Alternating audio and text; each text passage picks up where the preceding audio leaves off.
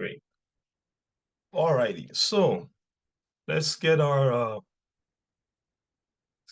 set up.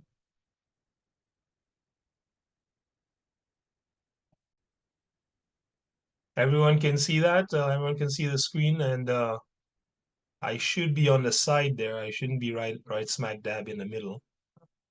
Yeah, we could see it. Okay, and you can see me on the side or no? Yep. All right, perfect. Perfect. Thank you. All right, so okay. Quick review. We looked at this point last week. All right. So I'll go through it again, and then we'll go into part 3. So it's we were looking at, where Esau was and at what times he was there, right? And we're looking at the biblical accounts telling you where he was before he came into so-called Europe, and the times, man, right? Figured out and written by his own historians, right? And we were reading accounts of, them showing you where he was, and at what times, man, and linking that up with the scriptures, right? So the last piece that we looked at was between 555 and 539 BC. Where was Esau during that time? Well, at that time, Esau lost his land to the Babylonians. Okay, and the Most High had prophesied that in Malachi 1:3. Let me get that, brother Sean. Let me get that there. You got Malachi 1:3 for me. Yeah. All right. Oh, let's get that. All right, give me that there. Oh wait, I'll go from 2. From two. Yeah. Mhm. And have you loved that the Lord? Yet you say, whereas has thou loved us? No, no, no, no, no, no. Go again. From 2 here. Oh, I have loved you, said the Lord. Right? Yet you say, whereas has thou loved us? Was Mm-hmm. not Esau Jacob's brother, said the Uh-huh. Lord? Yet I Right. love Jacob. Right. Hold on a second. Please use the Most High name, right? Don't Yeah, use their right. replacement. Use his name, right? Go Okay. ahead. Go ahead. And I hated Esau, and laid his mountains and his heritage waste for the dragons of the wilderness. So stop right there. So we looked at last week how the dragons of the wilderness is the Arabs, principally, but we also know that the Babylonians live in Mesopotamia, which is around the river, around the river Euphrates. But that place is generally considered a desert. Okay, that's why they built their civilization around the river. Because if they didn't, I mean, they couldn't. They really couldn't if they didn't build it around the river. They couldn't have a civilization, the Babylonians in that particular area. All right. So we looked at last week how the dragons of the wilderness is talking about the dragons of Arabia. It's talking about these Eastern nations. All right. And these Eastern nations in this time are going to war against the Western nations, man. And it's glorious and it's beautiful. And we thank the Most High for it. Right. Go ahead, brother. Verse 4. So the Most High said he laid his heritage and his mountains, and we also looked at how the mountains meant the people, and his heritage is the cave, man. Mount Seir, the Most High say, I will lay I laid his heritage. Mount Seir, waste for what? The dragons of the wilderness. And then we looked at the historical record that showed you that the Babylonians ran them out, right? And we'll read the record again, just as a quick review. Go ahead. Verse 4. Whereas Edom said, we are impoverished, but we will return and build the desolate places. Thus said the Yahweh of hosts. Right? They shall build, but will throw down, and they shall call them the border of wickedness, and the people against whom Yahweh had indignation for. Forever. Right? And, mhm. That's it. That's all I want there. Right? Perfect. So the Most High say, hey, after I cast down Esau and I give his mountain and his heritage, his inheritance, his caves to the dragons of the wilderness, hey, he's gonna say, oh man, I lost it all. I'm impoverished. But I'm gonna return and I'm gonna build my place back up. And the Most High say, yeah. You're gonna build, but I'm gonna mash it up again, right? And people will call you the border of wickedness, Esau, right? Meaning there's no wickedness past Esau's wickedness, right? People will also call you Esau, the people against whom Yahweh have anger forever. You see that, right? So, that's basically what we looked at last week, right? Again, the key point here being that the Most High laid his mountains and his heritage bare or waste, okay, um, before the heathen, right? Let's see here. Let me see what I got here as the. I have a little excerpt here from Britannica. Okay, this is just about when this was done. Okay, when Malachi uh, one was first fulfilled with the first destruction of the heritage and the mountains of Esau, okay, in Mount Seir. Um, let's see here. So from the reference here from Britannica, it tells you that the book belongs to the first half of the 5th century BC. Okay, so that'll be about 550 BC or before. All right, for it clearly presupposes the reconstructed temple, okay, which was dedicated in 516 BC. So it's basically telling you the book clearly comes before the reconstruction of the temple, which is the construction of the second temple by Ezra. It says this book was clearly written before that. So, so not only written, but the accounts in it are of those particular times. Okay, so it's of a time of about 550 BC. That's what they're saying here on Britannica, man. Their own records, right?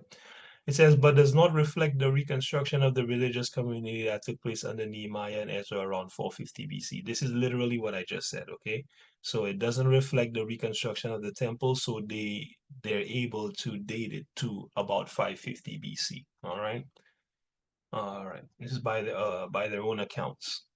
So moving on, let's read an account in the another account in the historical record. We just read in the Bible how the Most High said he was going to destroy it, his heritage there in the mountains.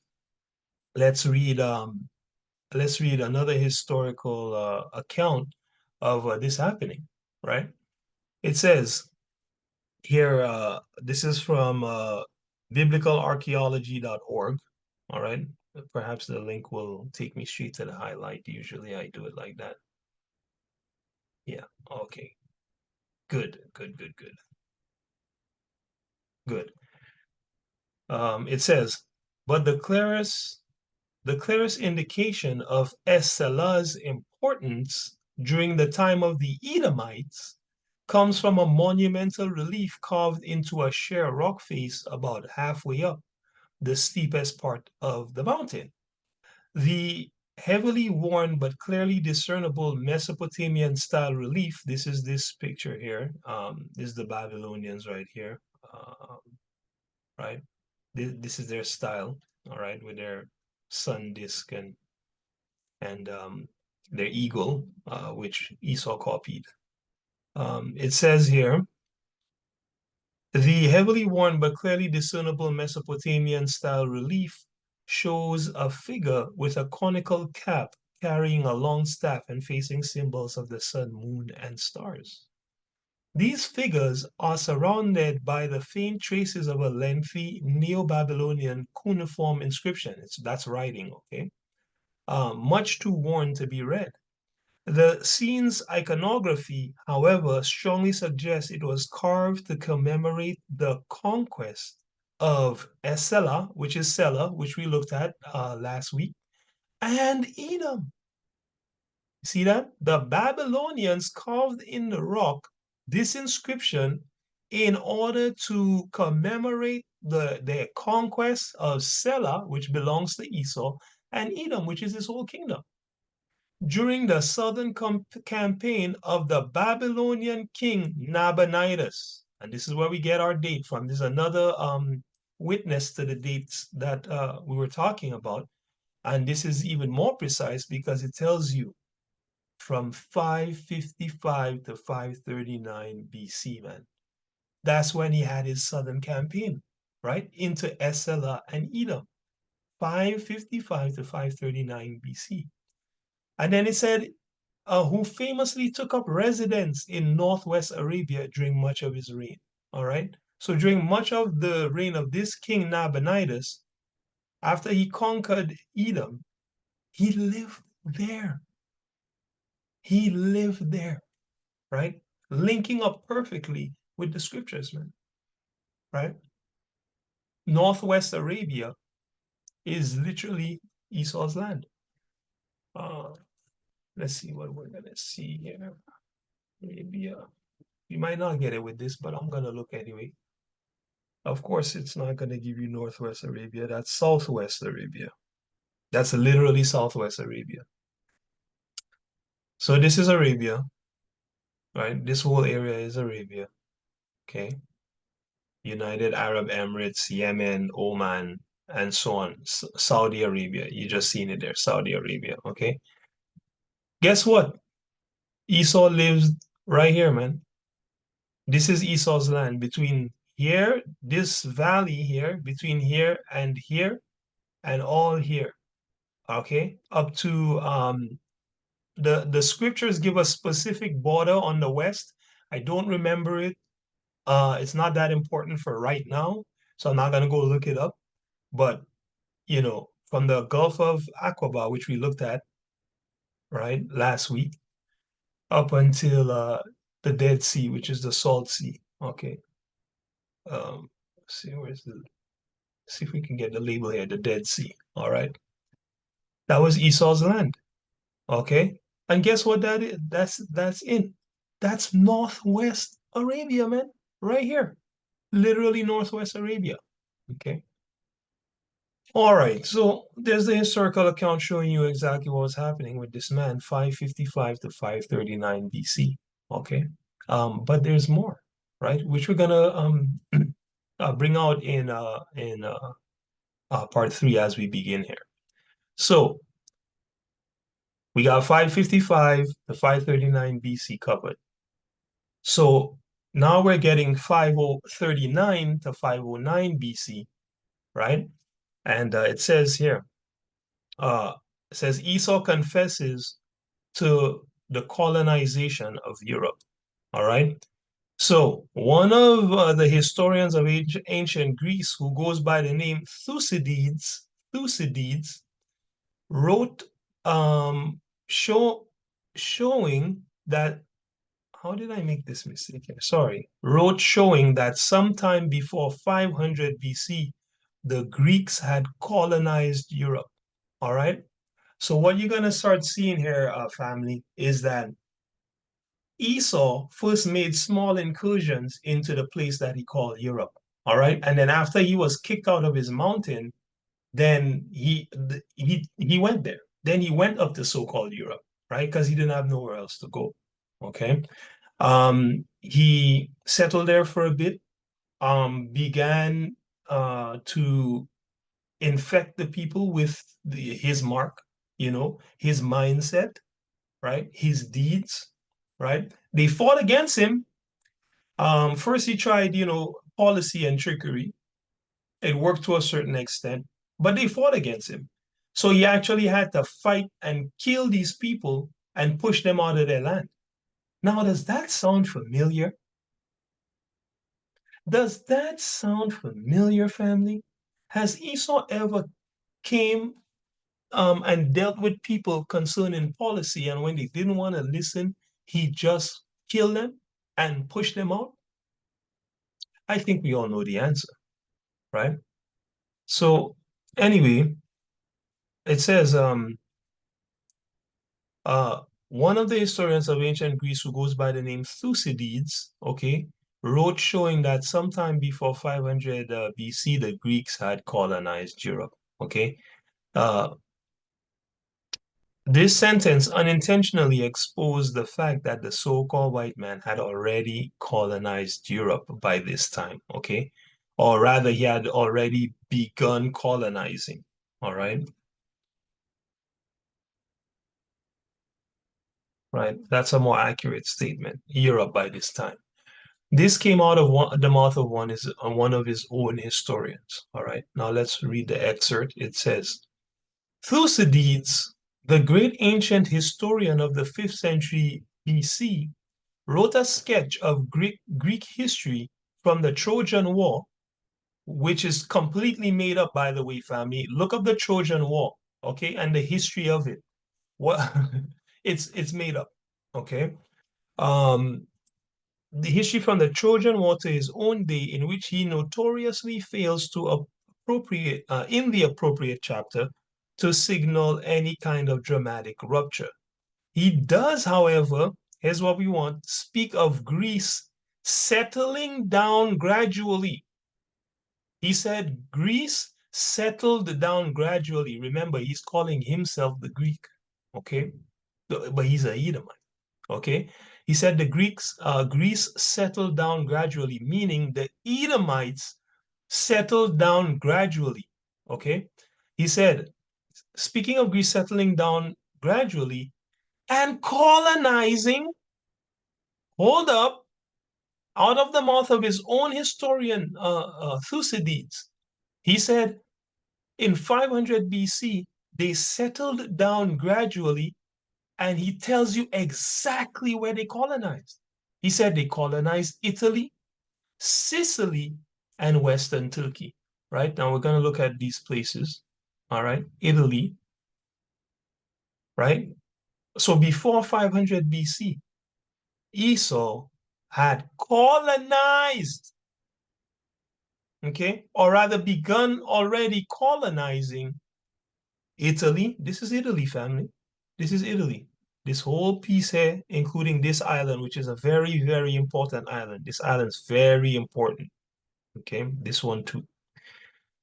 Italy, okay, he colonized. Sicily, okay, right? That's that little island at the end of Italy. Sicily, all right. And Western Turkey, all right. Look at this. Can you tell where this is? Am I gonna get a good reference? No, this is not gonna give me a good reference here. Can anyone tell where this is? Just from looking at this here?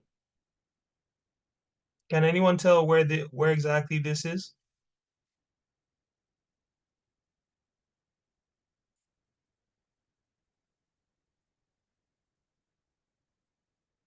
Family,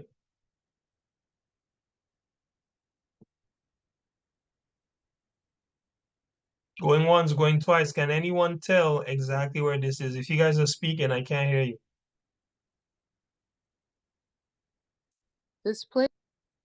Yeah, this area. Can you tell where this is in the world? Here's the Mediterranean, here's the Black Sea.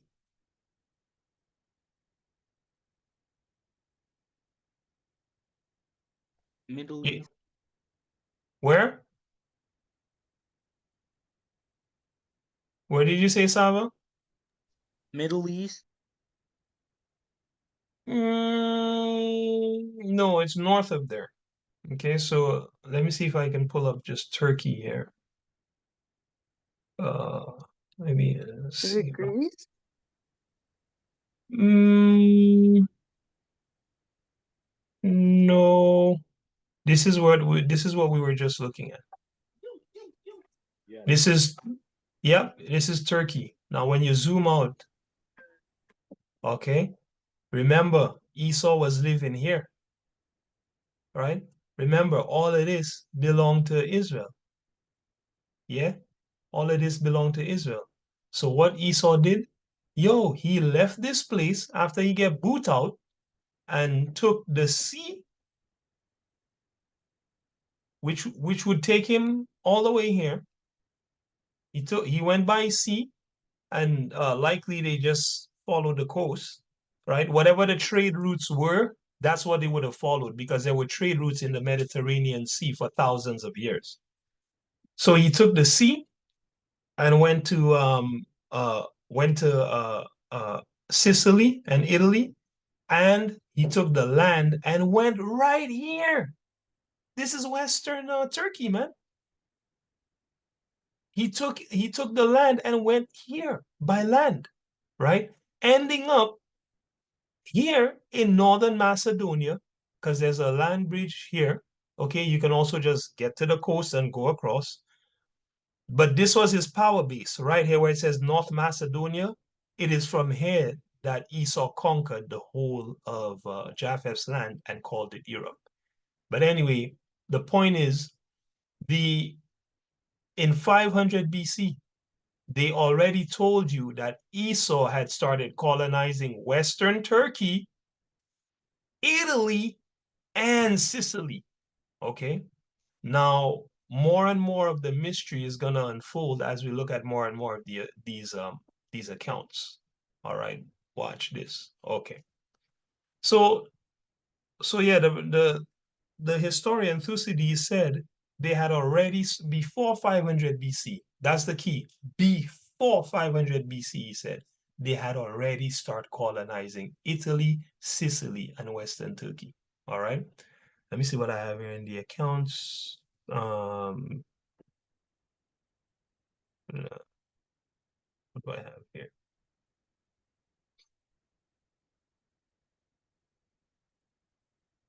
What do I have here?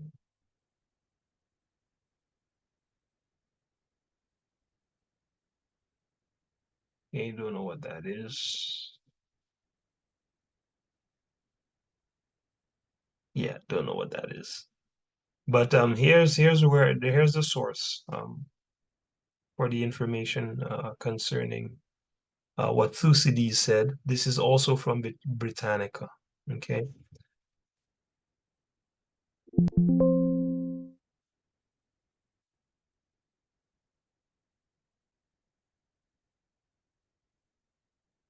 Oh, there it is, right there at the top. Is that at the top? No. Okay.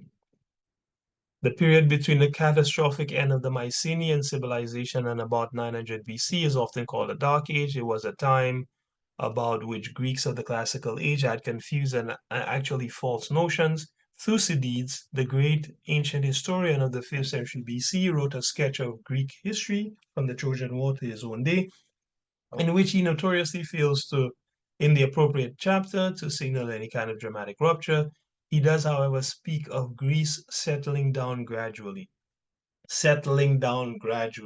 okay, and colonizing Italy, Sicily, and what is now Western Turkey, all right?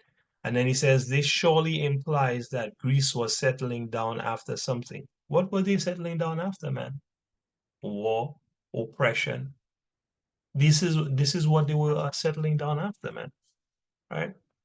Coming into the people's land and warring them and taking it, man, by force, right? And by diplomacy, right? Which we're going to read the accounts of. So, seeing that their own historian said this, right?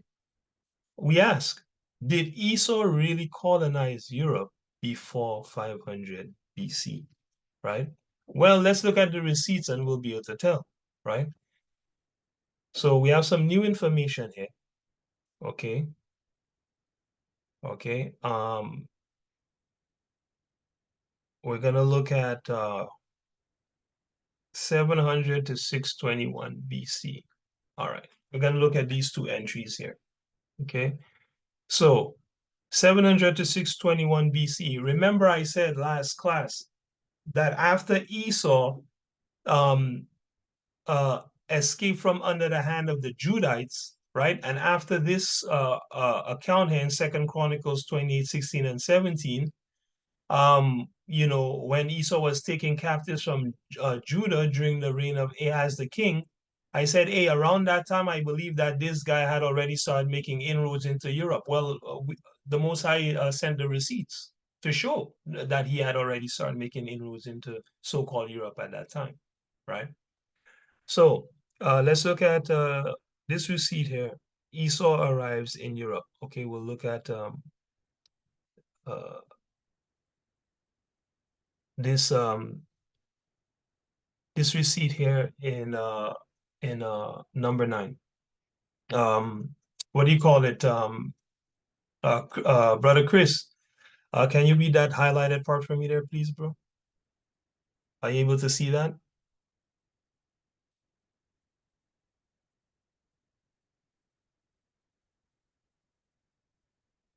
Are you able to see that highlighted portion there? Let me see here. Okay, the Agriad dynasty. 1 second, let me try. Yeah. It's Argiad, or you could say Argiad or Argid. Argiad, Argid. Okay, the Argid dynasty. Also known as the Temenid, dynasty. Temenid. Now, wait, hold on before you read on. Who is Timan, family? Who is Timan?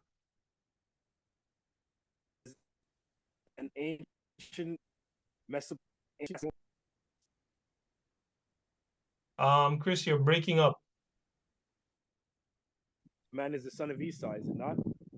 Yeah, so let's go to Genesis 36. Let's just let's pull this up here. I'm saying maybe I can get it right here.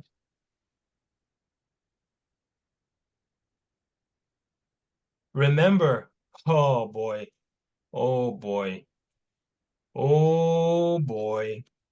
That's all I gotta say, man. Like, yo, that's why the most I say in the Bible, where and who is he? If it's not the so-called white man, where is the man God is talking about, and who is the man God is talking about? If it's not this guy, right? Because, yo, there is too much evidence pointing all in the same direction. That's like you have a court case and you find the man with the bloody knife stabbing the person and said it wasn't murder. And you're like, no, it wasn't murder. Well, what do you mean? The guy's got red-handed. That's how the Most High has set it up, right? This guy is caught red-handed stabbing the person to death, man, right? And you know what he do? He put a screen in front of it and tell you it was all a movie. It's a show. And so everyone's like, oh, well, it wasn't real. Meanwhile, he just dumped the body in the water and nobody ever see that person again. And then he tell you, oh, they went into exile. And everyone's like, yeah, they went into exile. You hear how stupid that sounds? But this is what's happening every day. The man is committing murder, thievery, and all kinds of wickedness and just telling people something else. Look over there. And then people are just like, oh, yes, I'm looking over there. Right? Anyway, I digress. Who is Timan? Genesis 36 and verse 11. Read that for me, please, sister Akira. From where? Genesis 36, let's go from 10 and 11.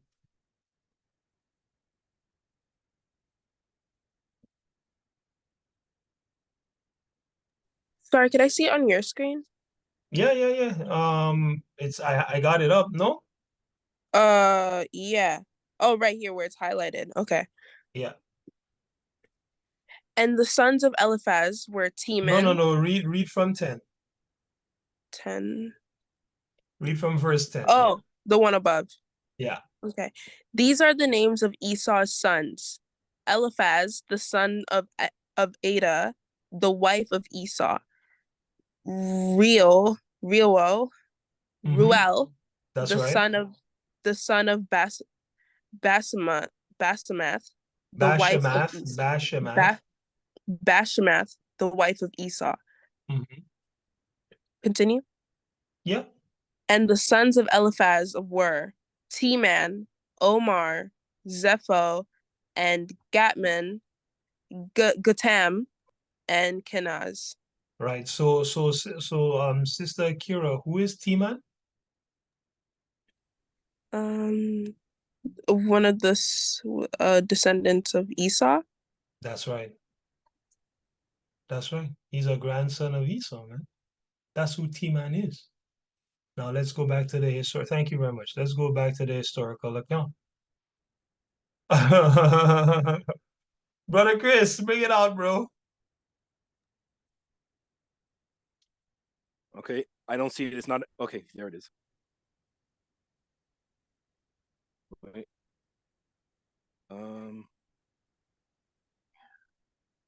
The Argid. No, I'm trying to make my screen zooms. So Yeah. Remember, the app actually zooms in, family. Like you can actually zoom it in and get like as close as you need to.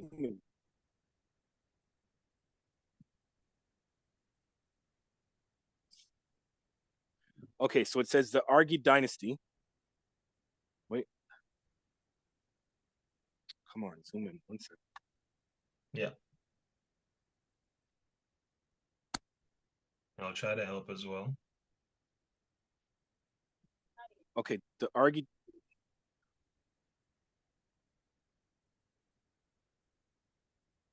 I lost you there, bud. Yeah, I'm here. I'm just trying to get it a little bit closer without there we go.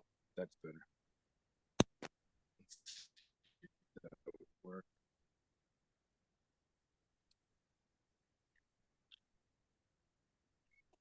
Okay, the Argid dynasty, also known as the Temenid dynasty or Timenid dynasty, was an ancient Macedonian royal house of Dorian Greek. They were founders and the ruling dynasty of the kingdom of Macedon from, I can't see the date. Okay, it says from about 700 to 310 BC. Okay? From about 700 to 310 BC, it says. All right? I don't know if you can see that. Brother Sean, what do you notice there? That's important.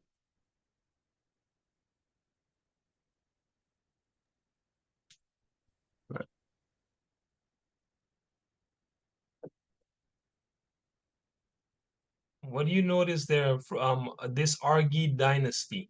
What do you notice there that's important about them, right? Concerning the history of the so-called European, right?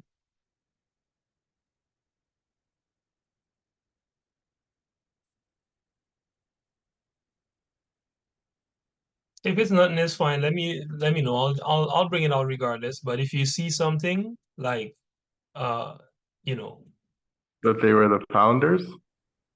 right, the Argid dynasty, yes, they were the founders. That's important. But I just went to a scripture to link this up with this.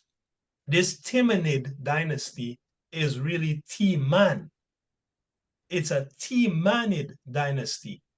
Okay, this is just the Greek version of the name Taman in the scriptures, which is what Esau's grandson name is. These Argid people, they are also known as Timanid, meaning of Timan. So this Argid dynasty, are they Greeks or are they Edomites, man? They're Edomites. They're Edomites, man. From Esau's grandson, Timan. It's literally right there. This little thank you, bro. This little excerpt shows a few different things about how Esau operates. Number one, he keeps changing the names in order to throw people off. The man said Argid dynasty. He said, oh, they're also known as the Timanid dynasty. Okay. And then he said, oh, they were Macedonian, they were of the Macedonian royal house. Okay. And they came from the Dorian Greeks. In 2 sentences, the man already give you 4 different name of people. You understand? Now I went and I researched every last one of them. When you get to the Dorian, if I remember correctly, they reach a point where they're like they start to make up the history of the Dorian people, basically. It's all mythological. They tell you, oh, um, what do you call it? Um, the Heracles had a baby with this. Like they get it into the mythology, man. When you trace back far enough in both Greek and so-called Roman history, it reaches mythology. And they say, oh, nobody knows where they came from. What do you mean nobody knows where you came from, bro? You're an Edomite. We know you came from the cave. You're just trying to hide where you came from. So once you reach back to beyond a certain level, you start to make up a story about where you came from, right? I digress. The important thing here is it says the Argi dynasty is also known as the dynasty of Timan. These guys are Edomites, okay? And now this is important too. It says it was an ancient Macedonian royal house. You're gonna start to see who the Macedonians were. Now, I'll tell you straight, they were Edomites, but you're gonna start to see what the Macedonians did. And they say it goes back to the royal house of the Dorian Greek, which is made up. All right. And but the other important part is that it says they were the founders and ruling dynasty. So the Argead dynasty, let's give them their real name, the Timanid dynasty, the dynasty of Timan, the Edomite, was the founders and ruling dynasty of the kingdom of Macedon. When? From 700 to 310 BC. What does this tell us, Brother Chris, about the who founded the kingdom of Macedon?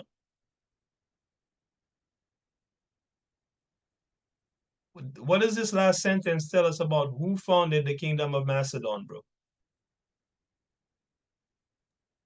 It says Esau founded, his descendants, Timon.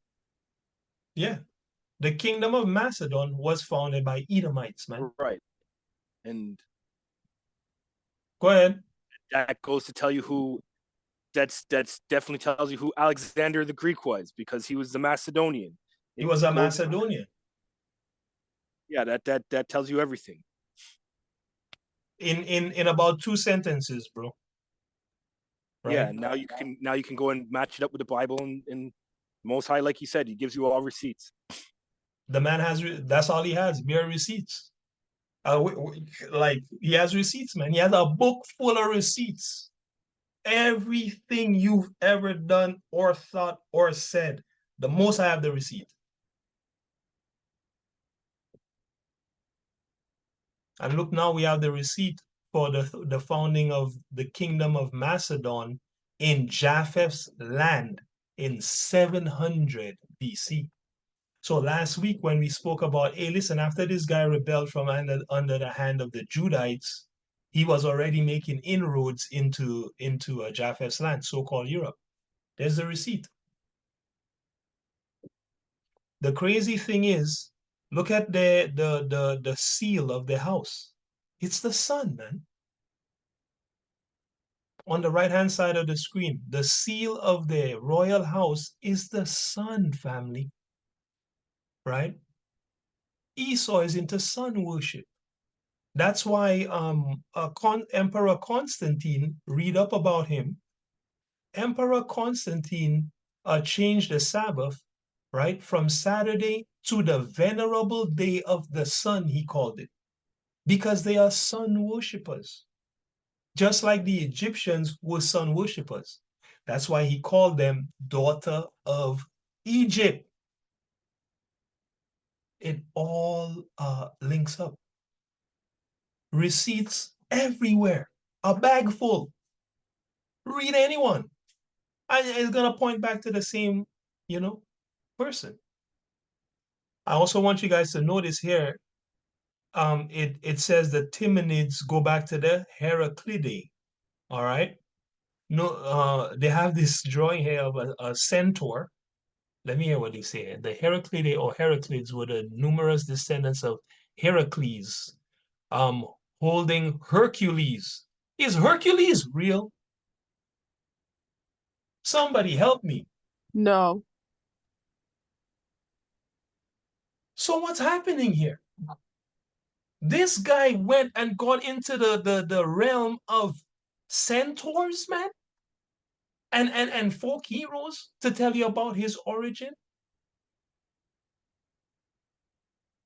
But you know when dinosaurs were on Earth, though.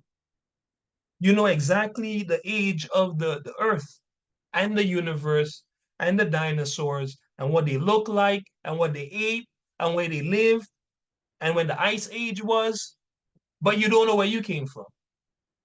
Try again. Try again, fam. You're hiding stuff. That's what you're doing. But the Most High have the magnifying glass on you. Right? All right, let me not get carried away. So two important pieces of information. These guys are Edomites, and they founded the kingdom of Macedon, and they did it in 700 BC. Okay, that's when they founded that kingdom. All right. So indeed, after they rebelled from under the hand of Judah, they went and began colonizing Europe. All right. I got two more receipts here. This says Esau conquers the Japhites and expels them from their land. Okay, this one's a sweet one. Let's go to the number 10 here and number 11 for the receipts. It says this is from ancientorigins.net. Um, let's see here. It says, sorry, Sister Akira, can you read that for me, please? The highlighted portion. Are you able to see that well enough? I can, yeah. Okay, go ahead. Sorry, what's the first word? Thucydides. Thucydides, the author of the history of the Peloponnesian War, offers a slightly different account from Herodotus and the founding of the Macedon. About the founding of Macedon. About the founding of Macedon. Like Herodotus, Thucydides records that the Argades, yeah, which is who, Brother Chris was just reading about, if you remember, right? Right. Go ahead. That the Argades were originally Temnids from Argos. Right. Sorry, go ahead. Instead of focusing on signs and omens as Herodotus did, Thucydides reports that Argades established their kingdom. Sorry, the screen is being weird. Okay. Through conquest and expelled the native inhabitants from the territories they seized. Stop right there. How did the Temanites establish their kingdom?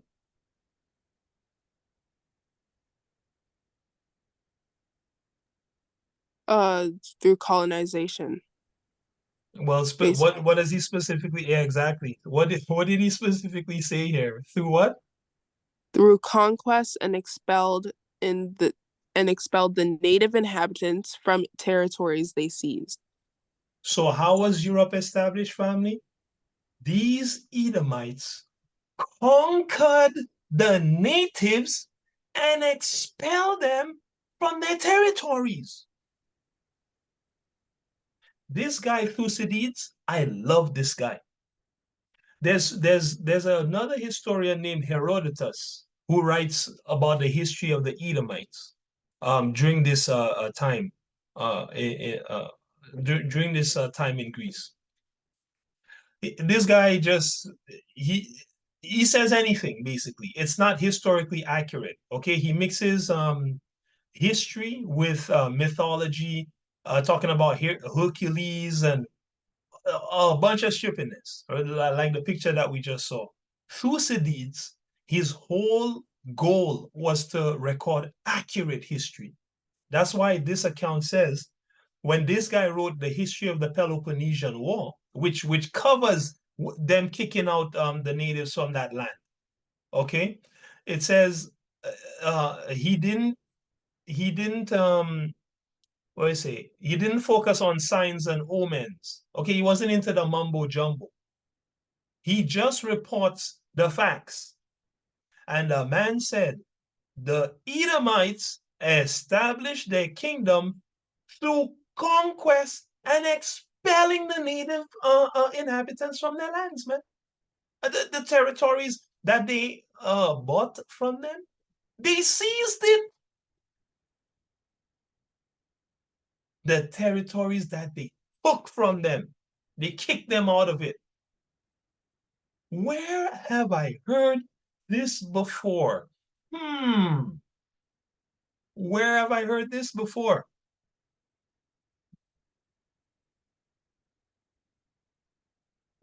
Right? Now, Thucydides, that's my guy.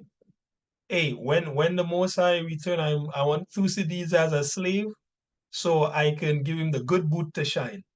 Because I like that guy. Right? Thucydides goes and now tells you exactly who they kicked out of the land. Right? And read that for me, Sister Kira.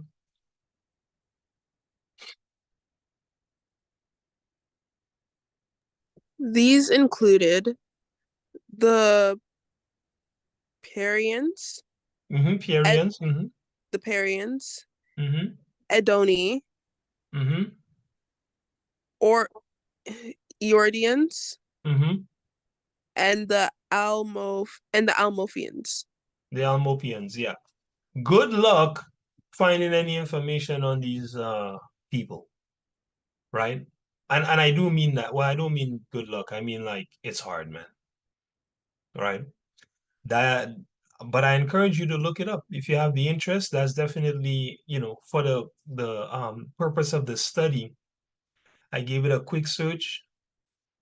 Well, I didn't give it a quick, I gave it a bit of a search, right? And it's hard to find information on these people. And then when you find information on it, the way that the stuff is written is just, I mean, it's all smoke and mirrors, man. To try to hide that these people are natives, man. And specifically, they're Japhites, man. One of the good ways to find out who people really were is to look at their artifacts. If the artifacts looks like a certain people, chances are they're the ones that made it. You don't go to Egypt and they're making statues of Edomites, man. They're making statues of their own people. They're making drawings of their own people, right?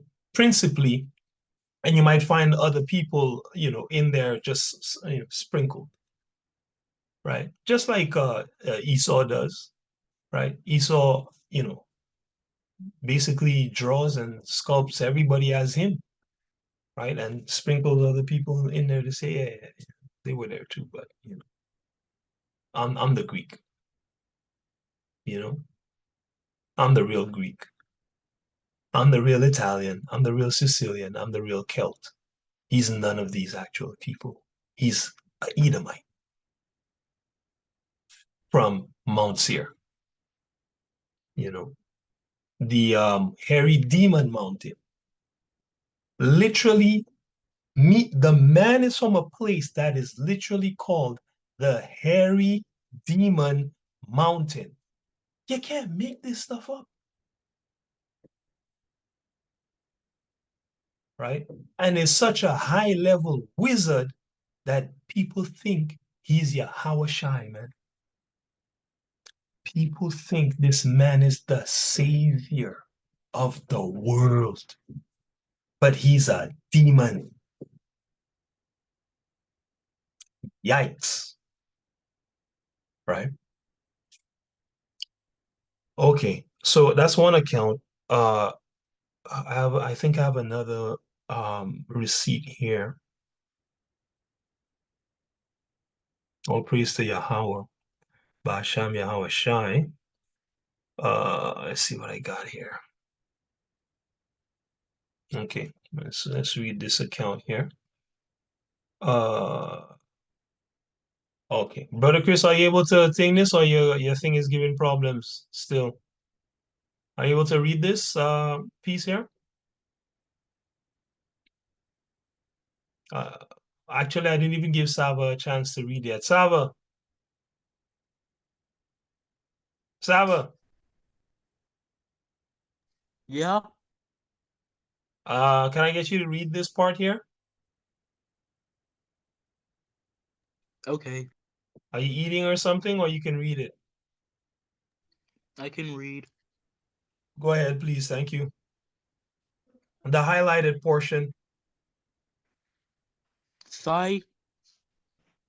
Thucydides. Thucydides describes the Macedonian expansion specifically as a process of conquest led by the Argides. Argids. The Argids. Right. So But stop right there. Straight away, it tell you this historian Thucydides. He said, "Oh, how the Macedonians expanded? Oh, they conquered, yeah. And it was led by the Argids, which is the Timanids. So the Edomites' process of expansion was conquest. We have another receipt right here from their own historian. All praise to the Most High God. This cannot be denied." Go ahead.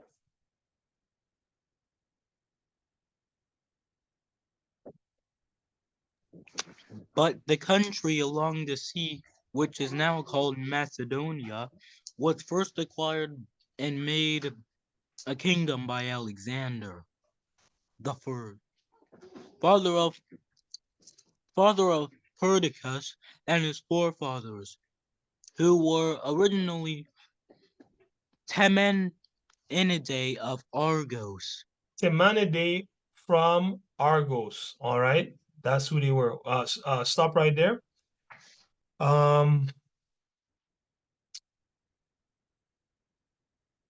There's a thing I want to show you guys.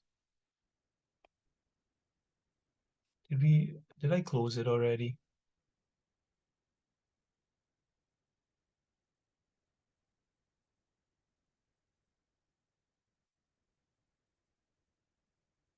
There we go.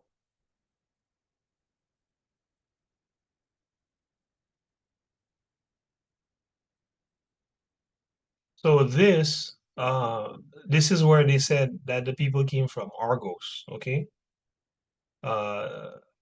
This is Western Turkey right here. This is Argos, all right? And Macedonia is around here, if I remember correctly. Hold on, let me just pull that up.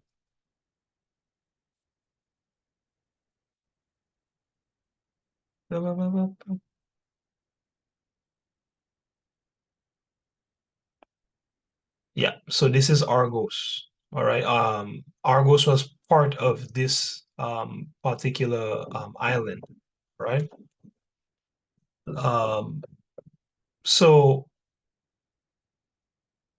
uh they're saying that the Macedonians came from here. All right.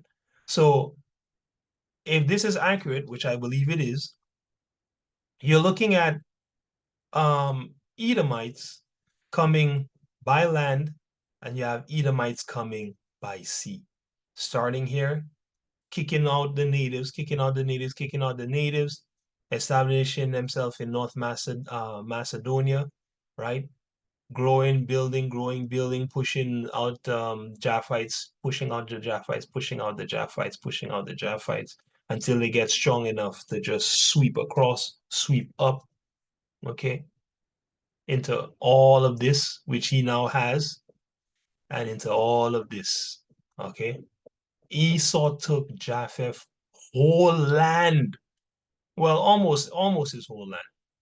All right. The northmost portions, because you still have Mongolia, you still got the China, you still got Kazakhstan, um, and Kyrgyzstan, Uzbekistan, you know.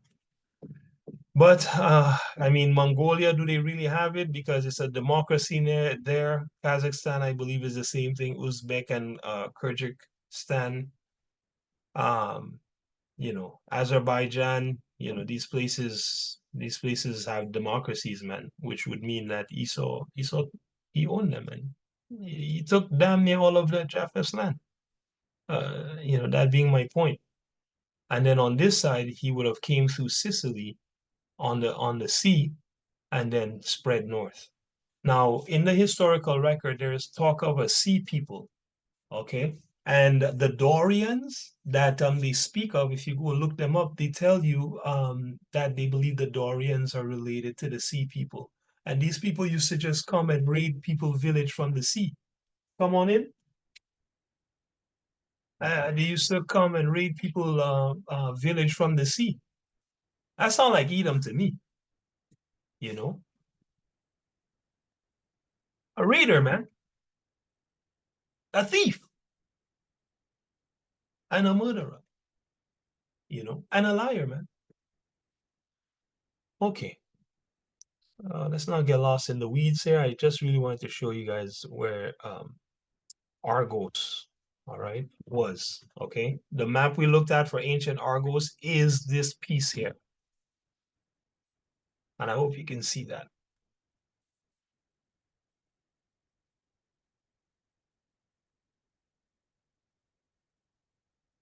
There it is. All right. This piece here. All right. All righty.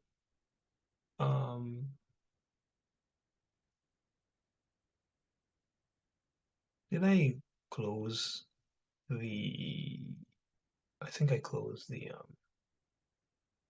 receipt there. Give me 1 second. Sorry, let me reopen that. All right. Okay. Sava,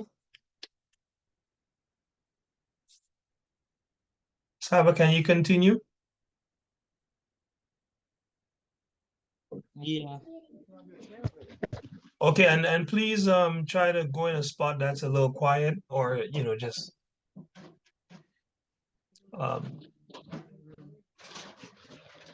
let Kay and Kara know that you're reading, so you need a little bit of quiet. Okay. Go ahead. So where were? But the country along the sea. But the country along, where is that? It's the second sentence. The highlighted portion at the top, the second sentence. Oh, okay. But the country along the sea, which is now called Macedonia, was first acquired and made a kingdom by Alexander, father of Perdiccas, and his forefathers, who were originally Taminidae and Argos. They defeated and expelled from Pieria of the Pierians, and also expelled the Botiaeans of Botiaea. They acquired as well a narrow strip of Paeonia extending along the Axius River from the interior of Pella and the sea. Right. Beyond the Axios, they possessed the territory as far as the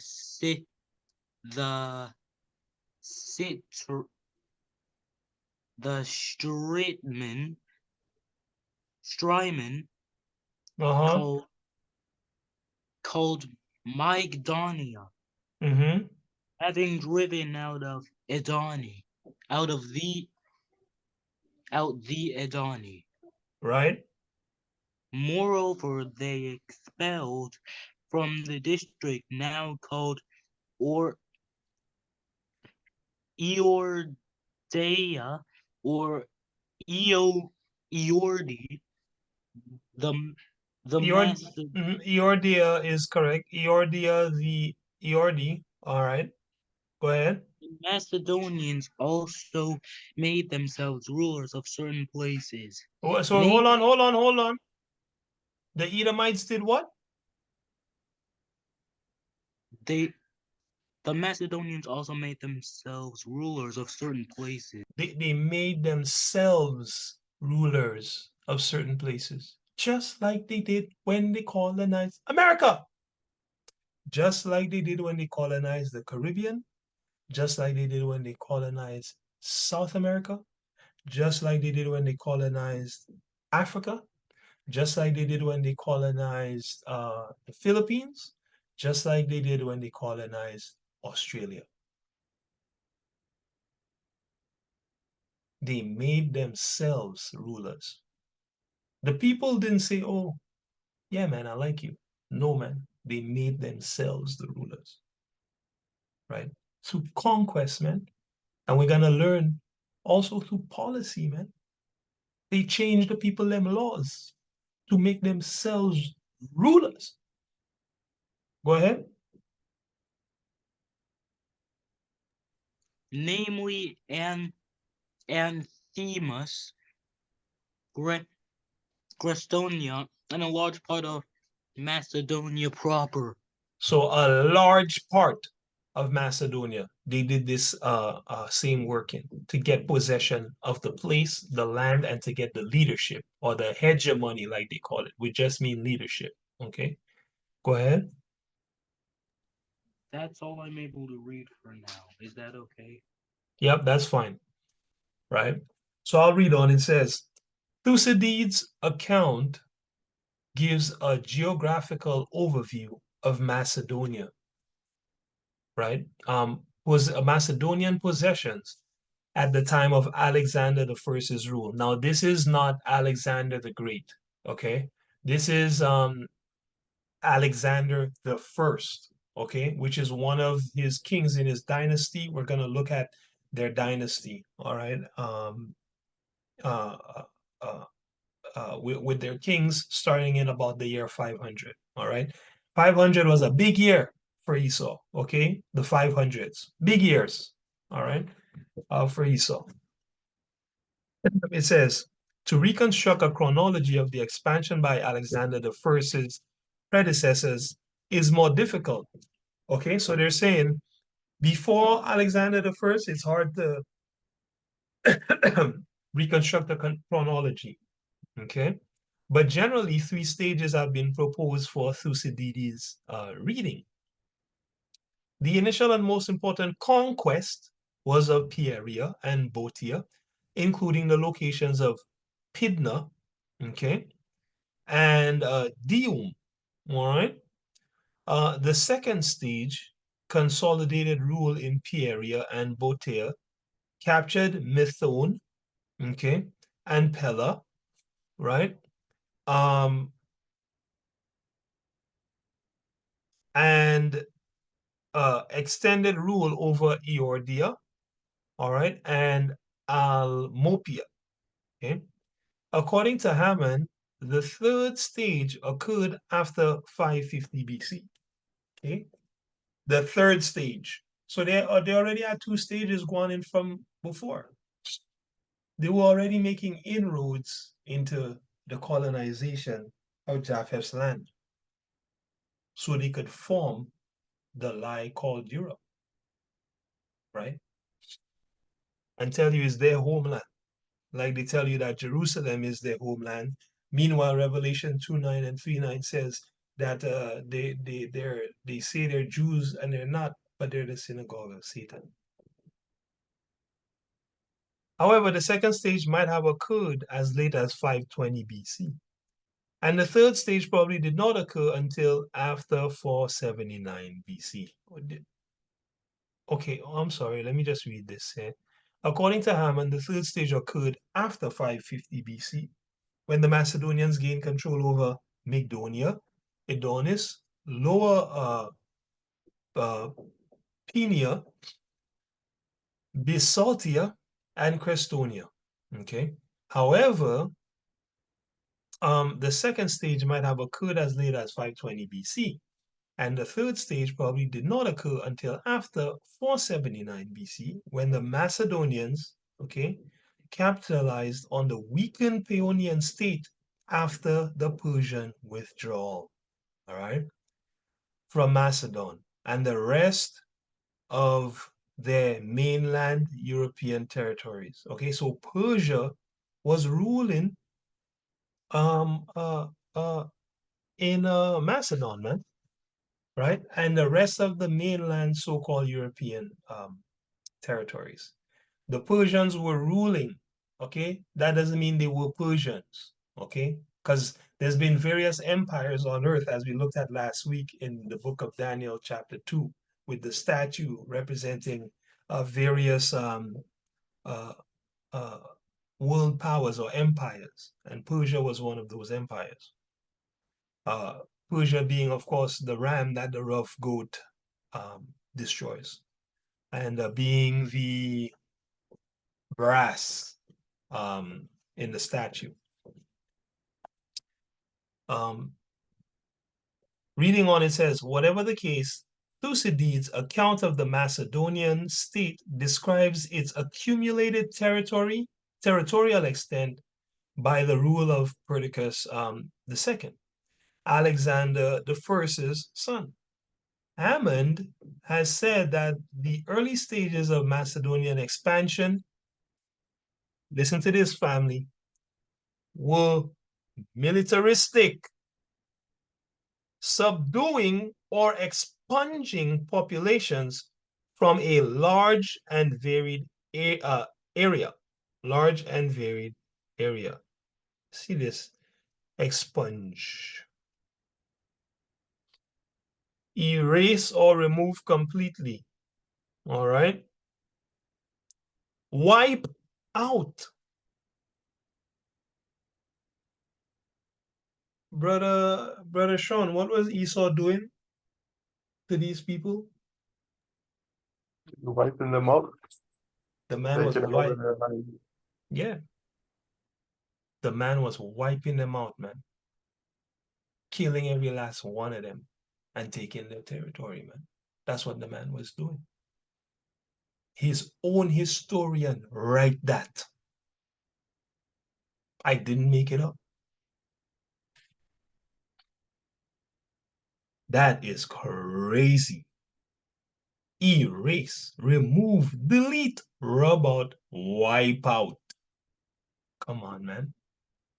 I know anytime I see one of these nice words that I don't know about in a certain context, I'm already suspecting it's murder, you know. I have to look it up to know, obviously. But I'm like, this probably means he was killing everybody. And so said, so done. Right? He was wiping them out.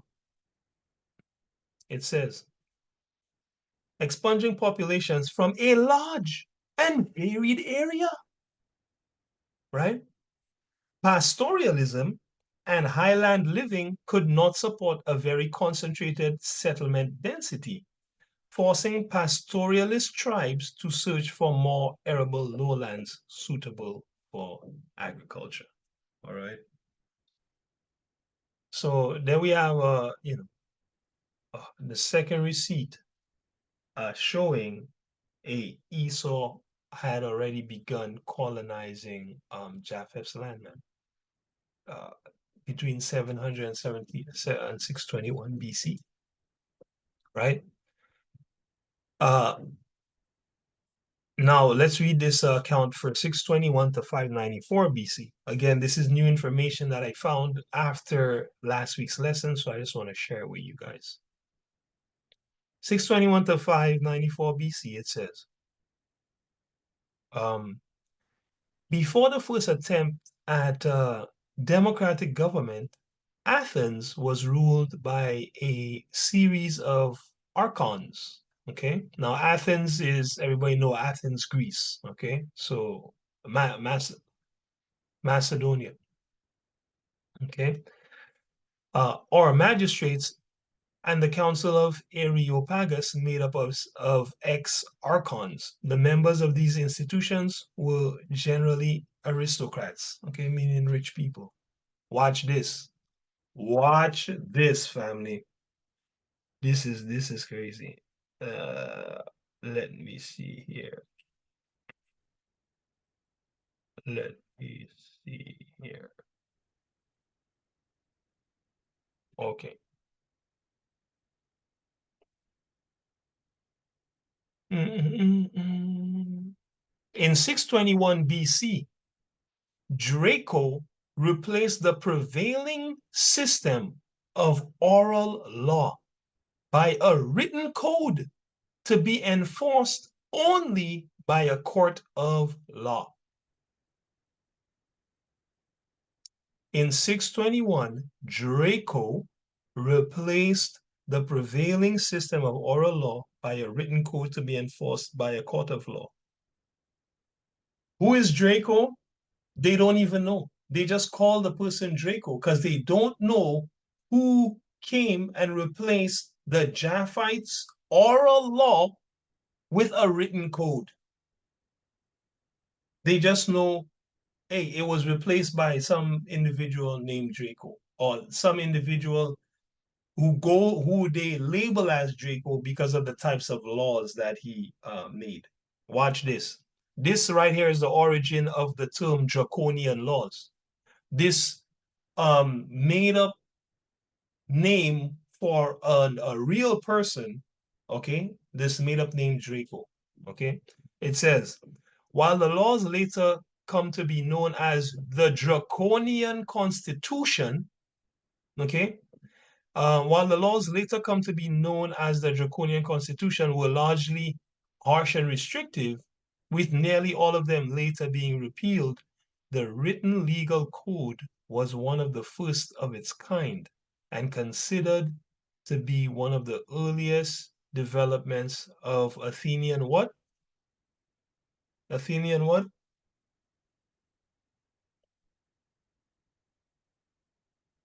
This person changing the local people oral law, right, into a written code, right, was the earliest development of Athenian. Remember, and the Athenians are Greeks, like Edomites. Okay, they're Edomites, right? Or rather, Athens was taken over by the Edomites. So by the writing of this, they mean Edomites. It was one of the earliest developments of Athenian democracy, man. 621 BC. Okay, this character by the name Draco, okay, brought in demonocracy to these people's life, man. Right. A little bit about Draco. Draco, also called Draco or Dracon, was the first recorded legislature of Athens in ancient Greece. All right, that's 12th and 9th century Greece. He replaced the prevailing system of oral law and blood feud by the Draconian Constitution. All right? All right? A written code to be enforced only by what? A court of law. Who was Draco? Draco was an Edomite, 1000%. Right? How do we know?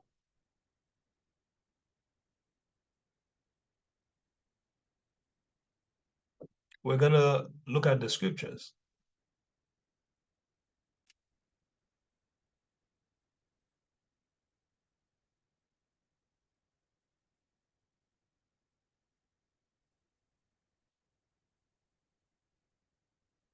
Let me get that, brother Sean. Wisdom of Solomon 2:11. Let's go from Let's read verse 1 first, and then we'll jump down to 11. For the ungodly said, reasoning with themselves, but not all right. Our life is short and tedious, and in the death of man there is no remedy. Neither was there any man known to have returned from the grave. Stop right there. Who's the ungodly? The Edomites. How do we know that? That's Job 9:24. The earth is given into the hand of the wicked. He covereth the faces of the judges thereof. Right? We also have Ezekiel chapter 7, verse 1 and verse 20 and verse 21 as well, that where God called him. Let me bring that out. Sorry, I just want to bring this out quick. Very important. The Most High called this guy the wicked of the earth and all kind of things. 7, 20, and 21. This is him talking about who he's going to give Jerusalem into the hand of. He said, I will give it into the hands of strangers for a prey, and to the wicked of the earth for a spoil, man. Right? Who robbed Jerusalem? Man, it was the Edomites. Right? And he said, and they shall do what? Pollute it. Right? My face will I turn also from them. They shall pollute my secret place. What the Most High call them again? The robbers shall enter into it and defile it, man. Okay? So we know the ungodly is the damn Edomites. That's who the Most High is talking about. The Most High also said in Malachi 1, which we read today, they shall call him the border of wickedness. What's another what's a synonym for that? Or what's a word that would describe the border of wickedness? Well, the ungodly, the wicked. If somebody call you the ungodly or the wicked, that means that's what you do. That's your flag that you fly. Wickedness, ungodliness, right? Just so people know. Okay. So the ungodly said, reasoning with himself, but not aright. Our life is short and tedious. In the death of a man, there's no remedy. So it's like when you die, that's it. Neither was there any man known to have returned from the grave. We know that's Esau's whole mindset. He don't believe in God. He don't believe in no afterlife, nothing like that. You can't tell Esau nothing about that. Read verse 2. For we are born at an adventure, and we shall be hereafter as though we had never been. For the breath is in our nostrils, is as smoke and a little spark in the moving of our heart, which is being extinguished. Our body shall be turned into ashes, and our spirit shall vanish as the soft air. Right. All right. So this is talking about the mindset that the ungodly has. Okay, they think they die and then that's it, basically. All right. Now let's go down to man. You know, just keep reading, bro. Keep reading till we get to 11 because this is important. Verse 4. And our name shall be forgotten in time, and no man shall have our works in remembrance. And our life shall pass away as the trace of a cloud, and shall be dispersed as mist that is driven away with the beams of the sun and overcome with the heat thereof. For our time is very shadow that passeth away, and after our end there is no returning. For it's fast sealed, so that no man cometh again. Come on, therefore, let us enjoy the good things that are present, and let us speedily use the creatures like as in youth. So stop right there. So Esau say, hey, listen, man, when you die, that's it. So you know what we're gonna do? We're going to speedily use people. Quickly use them. Like when we were young. Right? Go ahead.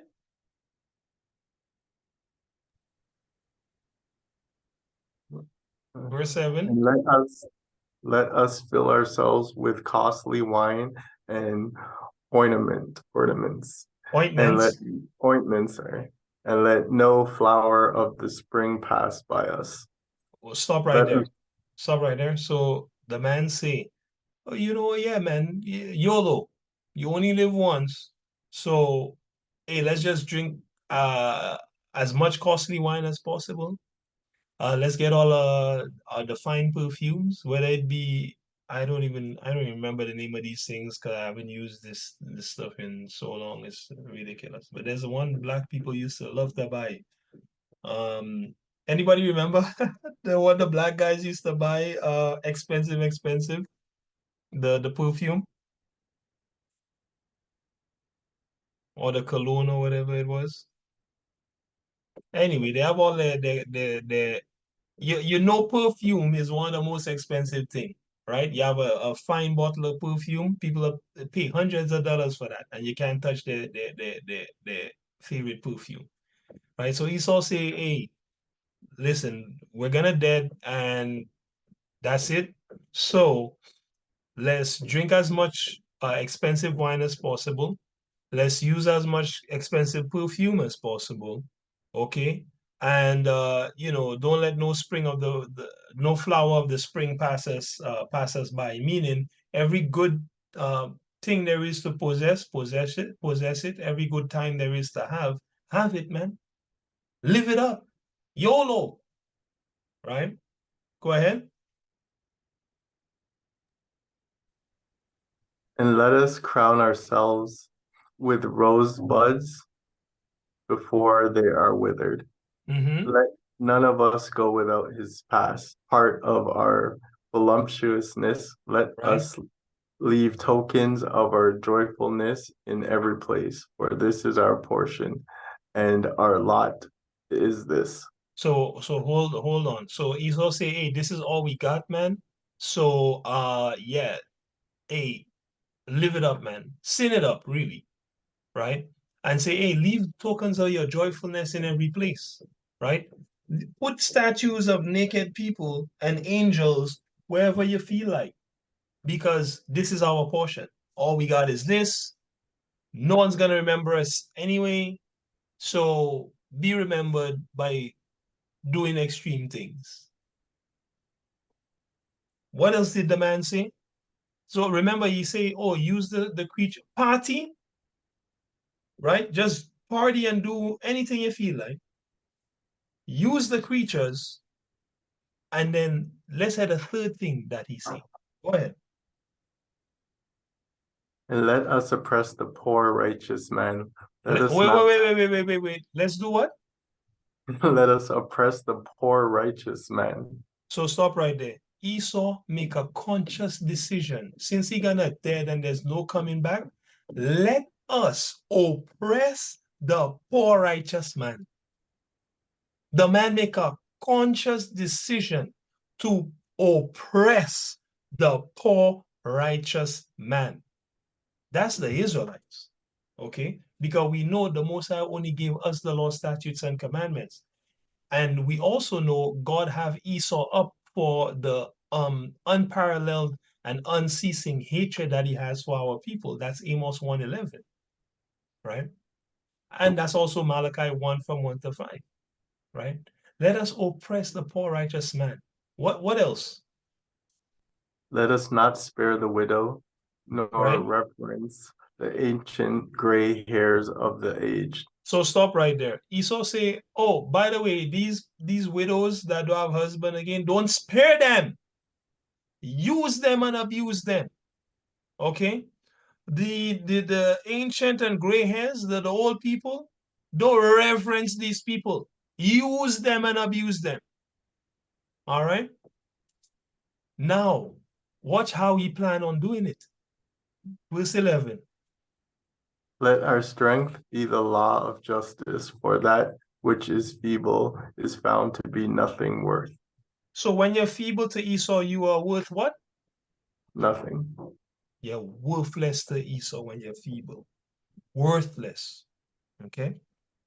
And Esau say, let his strength be what? Be the What's law of justice. this is what I wanted to pull out of this.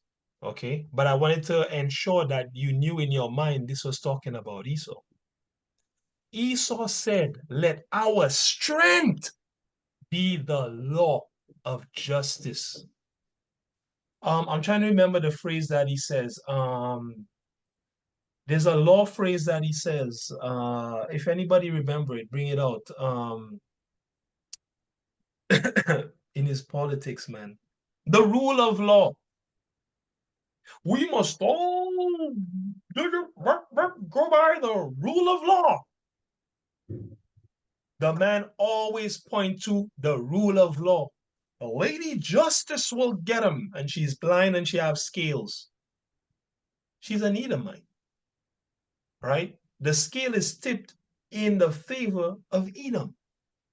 She has a sword in one hand to kill the Edomites' enemies, and the scale and the blinders to let Esau go and not see none of his crimes. That's what Lady Justice really stand for, if you ask me, because I see how she work. I see a man that murder endless black people in a supermarket get life in prison, and I see a man that steal something to eat in a convenience store get the electric chair. Israelite. So remember, Esau just confessed here, or the Most High the Most High tell us that in the mind of Esau, it's oppression for the poor man. It's using the creature. And his method, the Most High say, he's going to use his strength. He's going to use the law of justice to do his injustice. Remember, the Most High also says that in Daniel 8, that through his policy, he shall cause craft to prosper in his hand. Esau just write laws, to oppress you and to get away with murder. Literally and spiritually. Well, holistically. Literally, spiritually, financially, health-wise. For example, if you go take vaccines, you cannot sue the company. Even if the vaccine twists up your child, you can't sue them. But the reason for that, is because we make covenants with these people all the time, even though it told us do not make covenants with the inhabitants of the land with these people. But that's how he's able to write all these laws, because we agree to it. That's it. Like, yeah. If we turn around and say no and say we don't want anything from you people, they have to stop, right? But yeah. we sit there and do it to ourselves. You're 100% right. And that's his strength. That's how he gets you. You make a covenant with Esau because you want to drive a car, for example, or you want to get a bank account, or you want to say you're a citizen of a country. One of the worst things you could do in your life is ever become a citizen of any country Esau dealing with. Exactly. If you could have not be a citizen, it would have been better for you because you wouldn't be under his laws. But as soon as you sign that birth certificate, you've now given your children over to the state, and now you're under his laws. You see? So now when he stop you on the side of the road because you don't have a license, well, he can take money from your pocket or put you in jail, and so on and so forth. And the Most High tell us straight here, the man's strength is the law of justice. And he preach it, he preach it, he preach it, right? I brought this out so you could go see that Draco, there's only one person Draco could have been for taking away people's oral law and now giving them this written law to take their things away.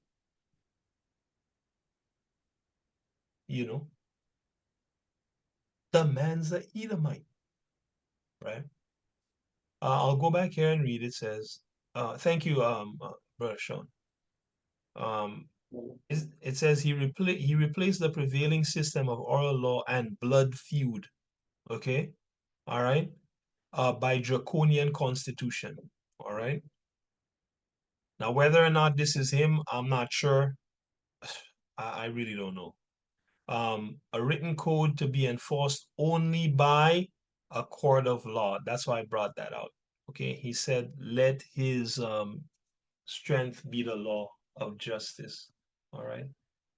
All right. And this man was from Athens, Greece. All right. When the Edomites had already begun taking Japheth's land from him, according to their own historians.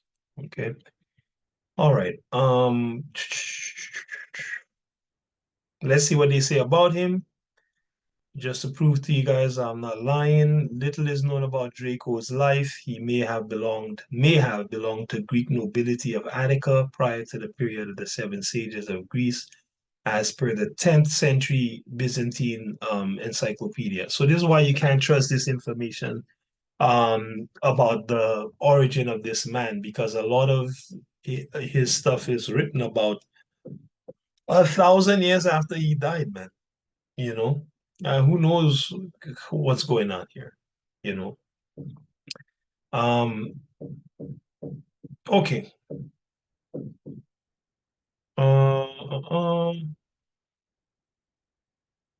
All right, so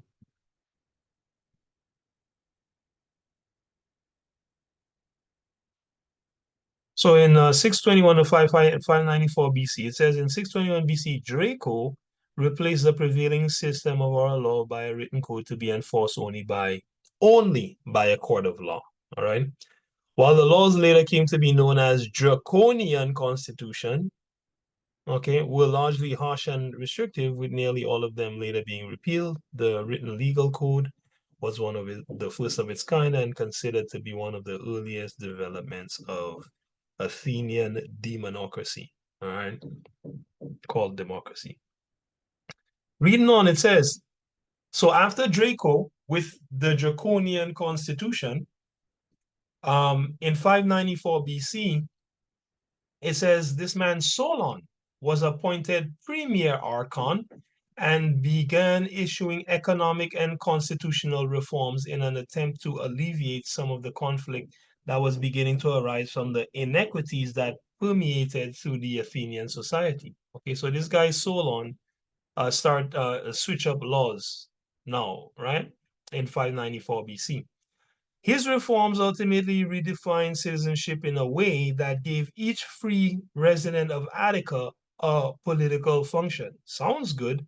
He said his reforms redefined citizenship, okay, and he gave each free resident, meaning if you were a slave, you still had no power, a political function. Athenian citizens had the right to participate in assembly meetings. Solon sought to break away at the strong influence noble families had on the government by broadening the government structure to include a wider range of property classes. How did they break it up? By how much property you had, rather than just the aristocracy, okay? So rather than the rich and the ruling class, right? Rather than the ruling class having power, people that had property could have power. That's the reforms that this guy Solon brought in. All right. Okay. This is a bust, a copy, okay, of a stone statue of Solon. All right, clearly an Edomite. Okay.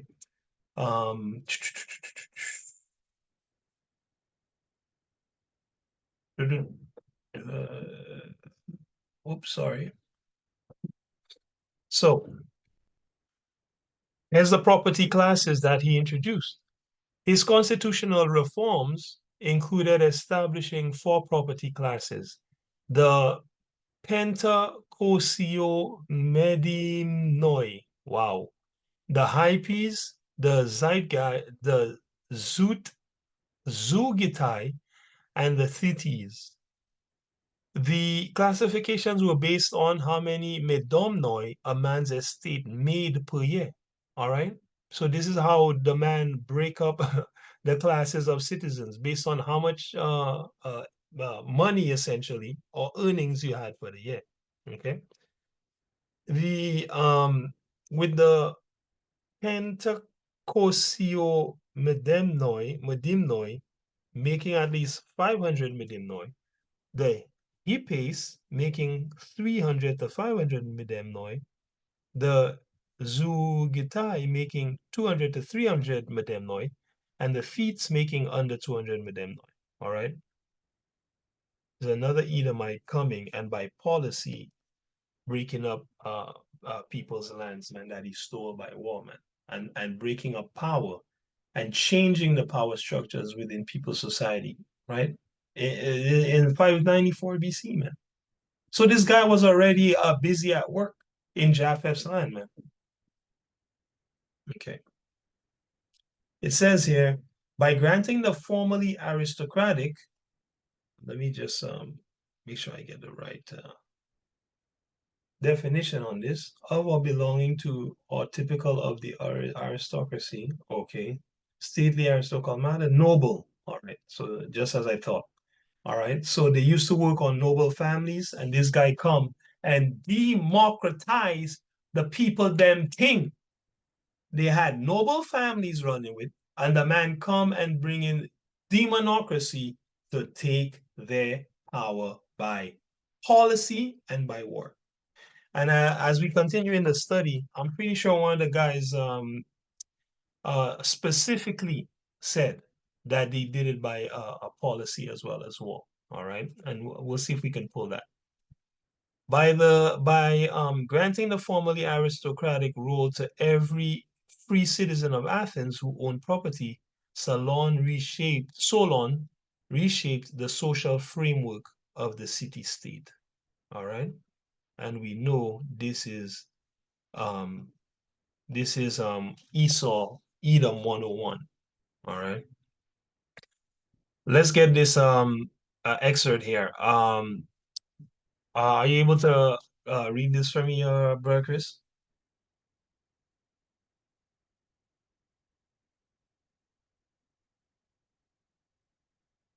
Yes, I can read. Give me 1 second. All right.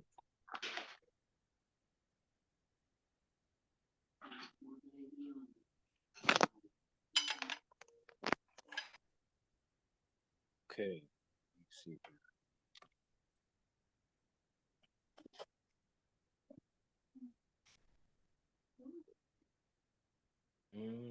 No, nope, we're good. Sorry. We're good. That's just the note on the receipt, but we already read the entry. All right, so let's move on. Okay, so knowing that this guy Solon, right, after Draco, right? So Solon 594 BC, Draco 621 BC. These guys after war with the locals begin to break up the locals nobility, right? And their society, right, from a aristocracy with a noble family, etc. He brings in demonocracy, man. Right? The same old playbook.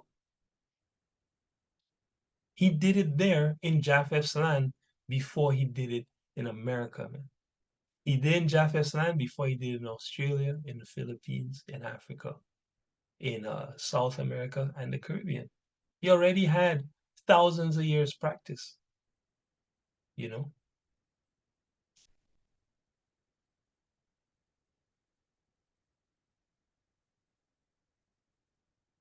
Okay. So we brought it back to let's see, 594, 621 to 594. All right. BC.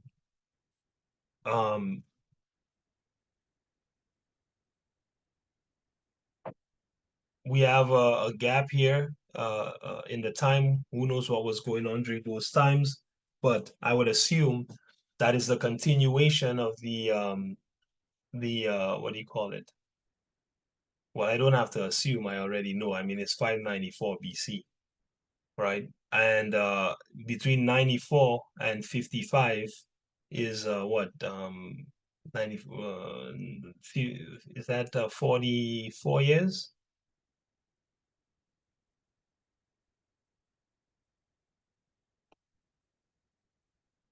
39 years. So, I mean, it's not like anything different would have been going on over these 39 years, right? Esau continues to colonize Japheth's land, turning it into Europe. And he continues to rise and fall, in his original land, right? Culminating in him being kicked out um, in between in 555, right? Completely from his base, his home base, which is Edom, man, specifically Mount Seir, right? So let's jump forward a bit to because we already looked at 555 to 539. Let's jump forward a bit. We looked at 539 to, did we look at 539 to 519? Yes. All right. We looked at 539 to 509, right? Now let's look at 509 to 496. Okay, let's see. Let's see what we got here. Okay, all right, we're doing pretty good. I think we should have another half hour, family. If you can just bear with me. I'd really like to get through part 3 today so we can go into part 4 next week, right? So if you could just bear with me for another half hour, that'd be great. So 509 to 496, we have Edomite ruler introducing demonocracy under the name Democratia to Athens.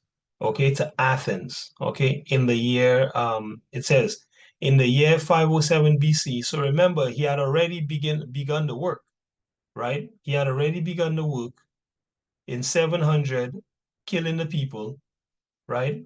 By 621, beginning to change their laws, changing their laws.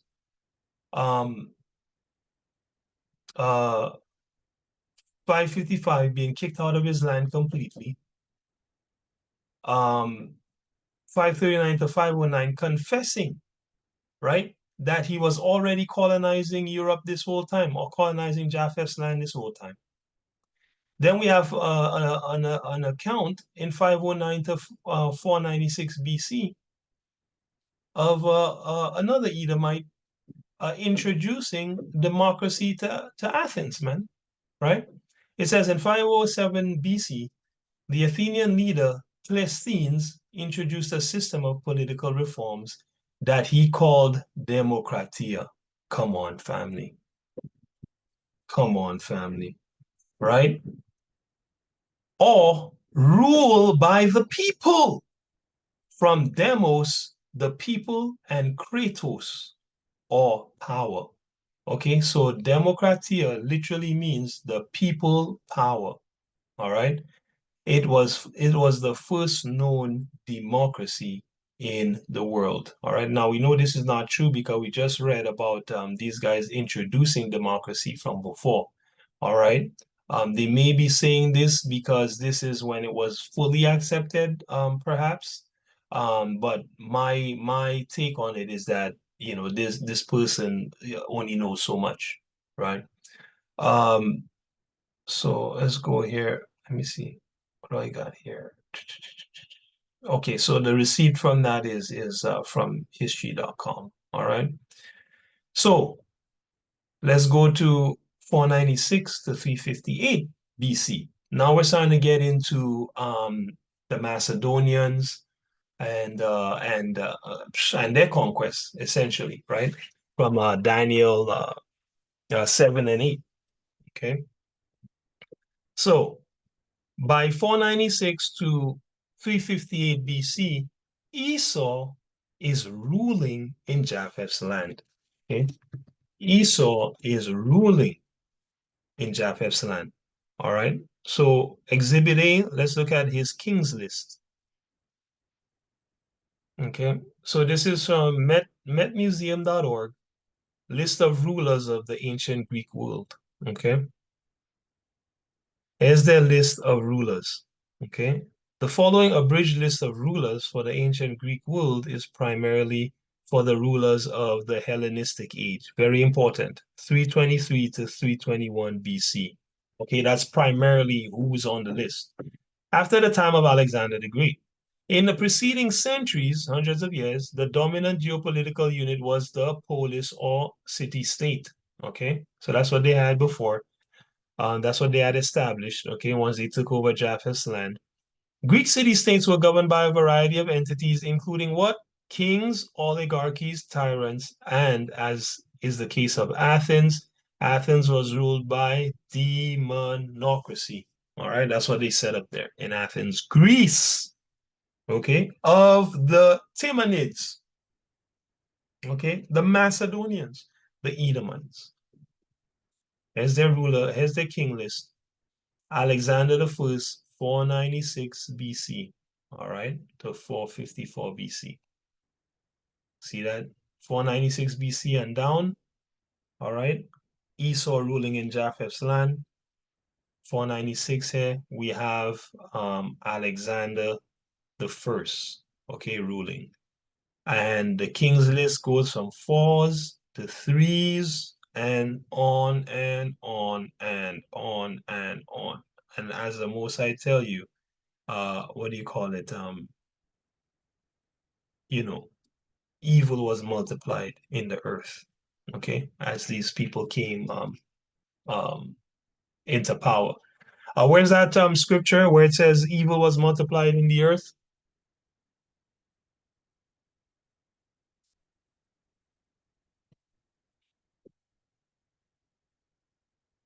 What scripture says evil was multiplied in the earth? It's like First Maccabees 1 and 40 something, I think. It's I believe it's 9. It is First 9? Maccabees 1. Yeah, I Okay. believe it's 9. Let me just Okay. check you. Yeah, I'm sure you're right. First Maccabees 1, but good, very good, thank you. I know it's First Maccabees and First Yeah, yeah. Maccabees 1 and something. No, that's fine. That's fine. Knowing the chapter is big, right? You can always find it once you're in the chapter, right? First Maccabees chapter 1. Yeah, it is verse 9. All right. I'll go from 7. So Alexander reigned 12 years and then died, and his servants bear rule, everyone in his place. This is Alexander the Great. Okay. And after his death, they all put crowns upon themselves. So did their sons after them many years, and evils were multiplied in the earth. Okay. So you want to see the list of the people responsible for evil being multiplied in the earth? Here is the list of names. Okay. Here's the list of names responsible. Um, this is Alexander the Great right here. All right. He was the third Alexander. Alexander the Third, or the Great. Okay. Yeah, there they are. Alexander the First, Perdiccas, Archelaus, Areopagus, and so on and so forth, responsible for multiplying evil in the earth. Okay. So there's one receipt that Esau was ruling in Japheth's land, man, at that time. Okay. Let's look at another one. This little piece here is chock full of information, right? Let's get that from you, Sister Akira. If you can read this account here for me, that would be great. Starting from where it says Macedonia. Okay, sure. Okay. Macedonia, also called Macedon, was an ancient kingdom in the periphery of Archaic.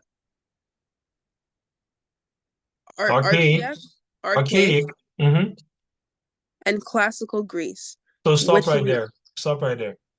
So it's telling you Macedon was an ancient kingdom on the outskirts, okay, of archaic and classical Greece. And that's just two different time periods in Greece, okay? Archaic Greece and also classical Greece. All right. hold on, let me just see when archaic Greece was. All right, from about 800 BC. All right, they consider this archaic Greek from Greek time from about 800 BC to about 480 BC. All right, so you know, from about 100 years before they start writing about Esau colonizing Japheth's land, to about 10 years after their first king Alexander the First. Okay. Now that's archaic, and then classical Greece is probably from 500. Yep, 500 and 400 BC. That's what classical Greece is referring to, 500 and 400 BC. So it's saying Macedon was an ancient kingdom that was on the periphery of these times. Okay, archaic and classical Greece. Okay, go ahead. And we read about them before, right? Called Argives, right? And that they started in what, 700 BC, man, to do their evil works, right? In destroying and beginning to take Japheth's land. Go ahead. Which later became the dominant state of Hellenistic Greece. So stop right there. Wait. The dominant state of Hellenistic Greece. Remember, Hellenistic Greece is the foundation of the Western world. It's the foundation of everywhere that calls itself a democracy, right? Hellenistic Greece, okay? And they said Macedon. What's the name of the Edomites that formed the Macedonians? Do you remember, Sister Akira? Which Edomites formed the so-called Macedonians? Was it Timon? No. That's right. Yep. That's perfect. Yep. It was the Timonites. Okay. They call them Timonids or Timon. Yeah, they call them Timonids in Greek, but they are Timonites. Okay.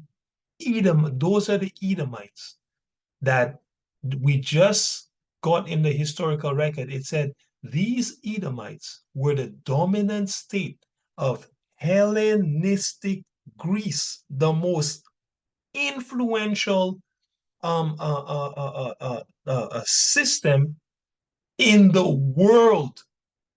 Is a system that was started, ruled, and grown by Timonites, literal Edomites, right? Now, let me just look real quick at this thing here before we move on, this Hellenistic Greece, because they might have a little quick something here for us. Okay, between the dead and the annexation, band of Corinth, okay. No.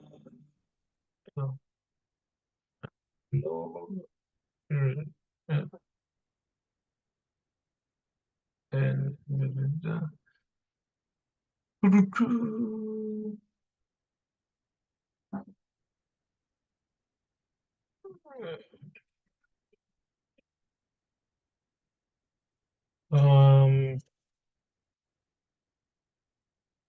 okay, because I know there are certain accounts that let you know that Hellenistic Greece is the most influential period in the world, but you know, it's not in that particular account.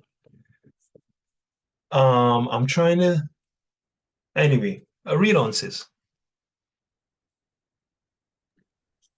The kingdom was founded initially. The kingdom was founded and initially ruled by the royal Argead dynasty, which was followed by the Antipatrid and the Antigonid dynasties. Did it change? Oh, did it? Sorry, did I move something? No, sorry, it's fine. home to the ancient Macedonians. Mm-hmm. The earliest kingdom was centered on the northeastern part of the Greek peninsula. Mm-hmm. Peninsula and bordered by Epirus to the southwest. Mm-hmm.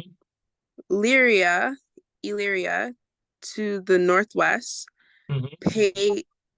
Paeania to the north. I think it's Paeonia. Paeonia to the north. Mm-hmm. Thrace to the east, and Thessaly to the south. Yes, and Thessaly to the south. Okay, and we looked at the map before, right?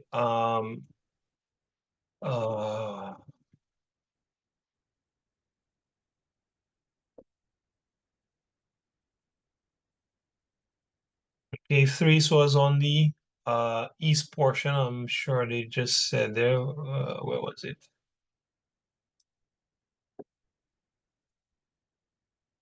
Thrace to the east, Thessaly to the south. Thrace to the east. Just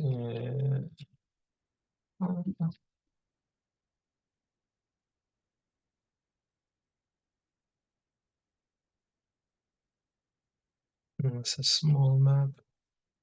It's another small map. 1 second. All right. All righty. Let's get this.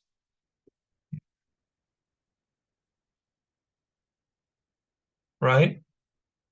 Paeonia,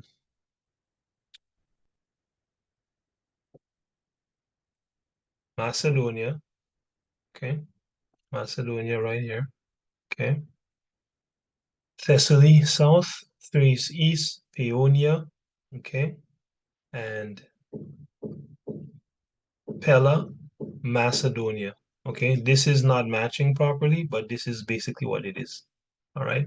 Right here. Okay. Macedonia. All righty. Go ahead. Before the 4th century BC, Macedonia was a small kingdom outside of the area dominated by the great cities of Athens, Sparta, and Thebes, and briefly subordinate to the Achaemenid Persia. Achaemenid Persia, right? Right. So, the most I tell you straight, Macedon later became the what? The dominant state in Hellenistic Greece. Okay. All right. It was founded and initially ruled by Argead dynasty, which is Temanites, which are Edomites. Okay. Um, it tells you where the earliest version of the kingdom was, right? Right there in so-called Europe. Okay. Right there in so-called Europe. Okay. With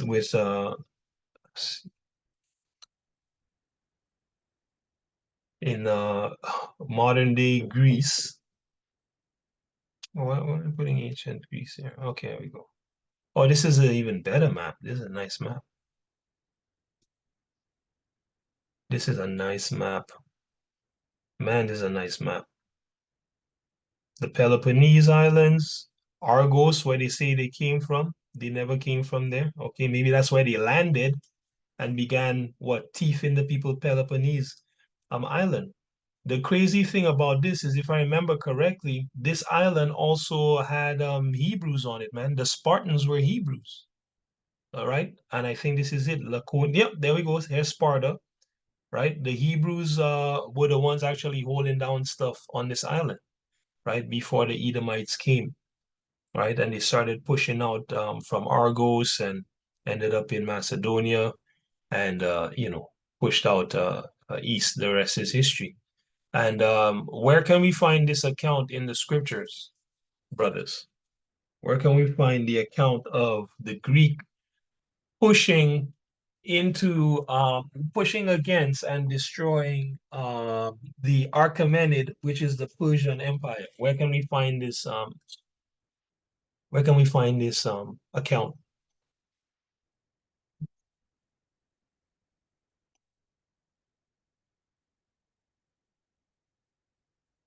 Brothers, where can we find this account?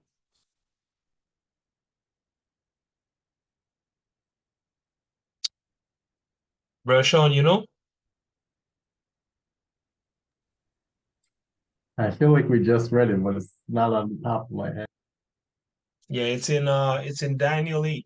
Daniel 8 talks about the rough goat pushing eastward against the ram that was pushing westward. The ram that was pushing westward was the Persian Empire, right? And if you guys notice, one of the maps I pulled up a second ago actually had a portion of the land that said Persian Empire. Okay, let's open this. Yeah, see that? That says Persian Empire there. All right, so the Persian Empire was coming west, and the Macedonians with the Edomites were going east, and the Edomites conquered all the land of the Persian Empire. Let's see what the Persian Empire look like. Persian Empire. I'll just put 500 BC.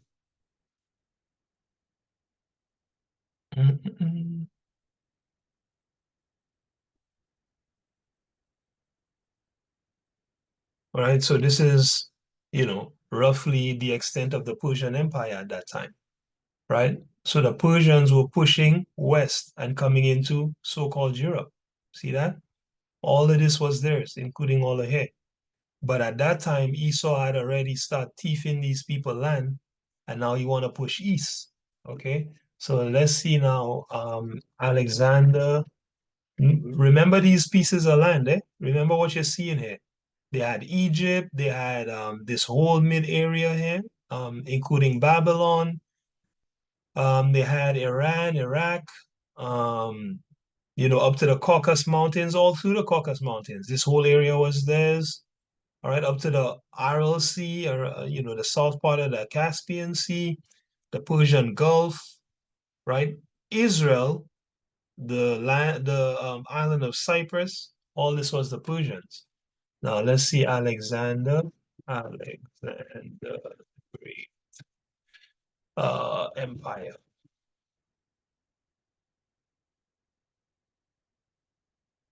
Okay, so let's see. Let's go with, I guess, Britannica. All right, so if we open this here,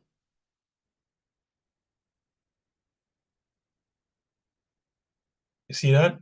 So now Alexander the Great comes, and what did he leave for the Persians? Right? Sister, well, Saba, how much land did did uh Alexander the Great leave for the Persians? Did he conquer all their lands or no? None. He left no land back for them. Exactly. The man took all their stuff. He conquered the whole known world at the time. Right? Because the Most High wrote in prophecy that it was going to happen. Right?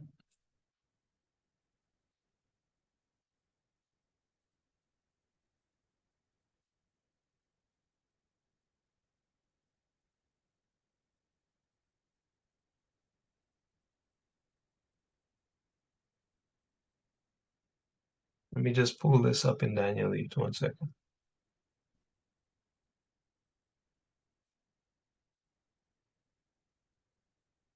And verse 5,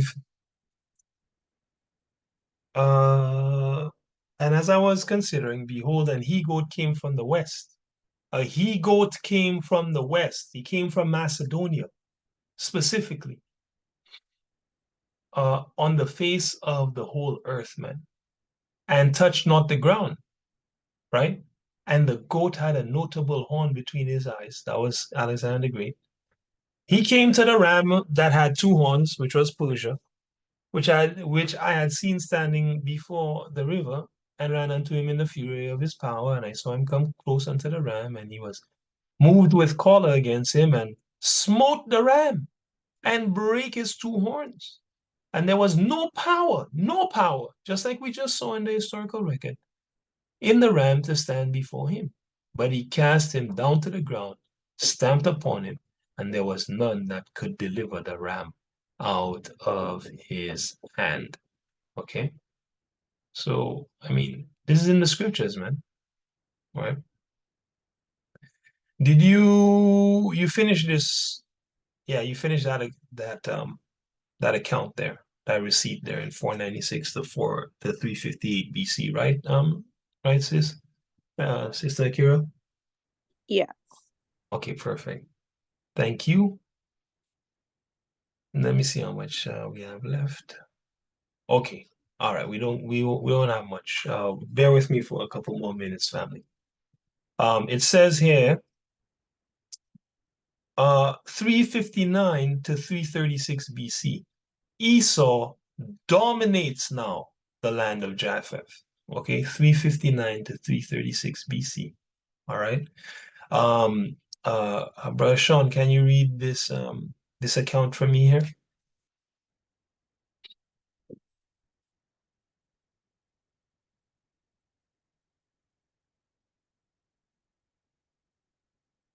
Brother Sean, you there? Yeah. Okay. So during the reign of the Argead king, Philip II, the Macedonians subdued mainland Greece and the Thracian or Dacian or Drycian kingdom through conquest and diplomacy. Oh, hold on. Didn't I tell you guys earlier that they said that the historians said that they also use diplomacy, and I was gonna show you guys the receipt. Didn't I say that earlier? Yeah. There it is. So they use conquest and diplomacy. And if you guys have been paying attention throughout the whole study, you're gonna see the man was introducing demonocracy, okay, after mashing up the people, wiping them out, infiltrating their societies. He's using the sword and the policy to take over the people, them land, man. There it is in the historical record, right? He subdued mainland Greece, which means he wasn't there. He found people there, man. You don't subdue a land if it's empty, man. This guy is not from so-called Europe. He's from the Mount Seir, the caves of Mount Seir, and came and conquered and stole the people's land, man, and called it Europe. What does Europe even mean? Where I have to wonder where he got the name from. You guys should look it up once the lesson is finished. He subdued mainland Greece and the Thracians. Now, what we're going to do next class is look at the artifacts that show you who these people were.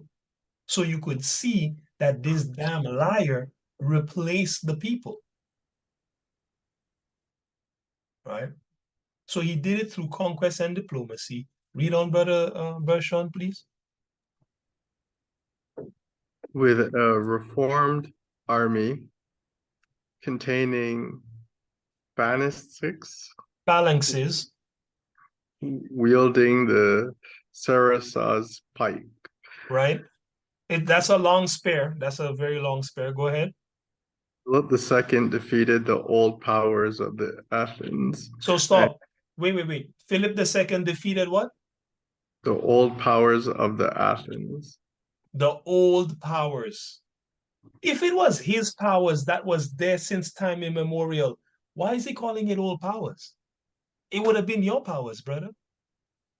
It's because it was not his. The old powers are the indigenous people that Thucydides tell you they conquered to take the land from them, right? He defeated the old powers of, and look at the place, listen to the places that had these old powers. Go ahead, brother.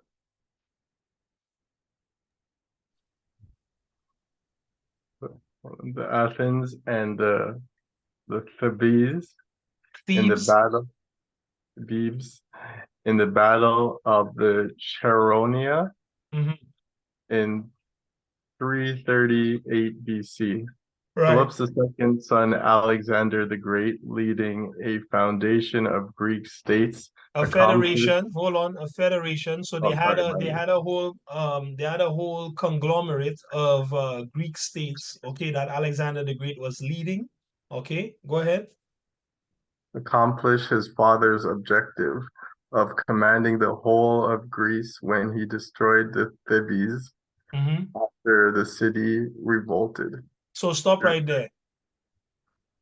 The city revolted against the Edomites, which means they still had the locals in the cities, man. They had just taken the rulership from him. The city revolted against him, right? Like the natives would have revolted any chance they got when Esau was colonizing their place, man, right? It said he defeated the old powers of Athens, which means in Athens, Greece, Esau was not the original person there. He also defeated the old powers in Thebes, which means they were not the original people in Thebes either, right? Okay, and the people revolted. So during Alexander's, go ahead. During Alexander's subsequent campaign of conquest, he overthrew the Achaemenid Empire and conquered territory that stretched as far as the Indus River. River. For a brief period, his Macedonian Empire was the most powerful in the world. Stop right there. Stop right there. You guys hear that? During Alexander, this is Alexander the Great or Alexander the Third, during his subsequent campaign of conquest, all right, he overthrew the Achaemenid Empire. We just read that in the Bible. The rough goat pushed the ram out and conquered and took everything from him. He says stamp him, right? And the record shows that he stamped him because he took his whole damn empire, right? It says it was the Macedonian empire was the most powerful empire in the world. Sister actually Sava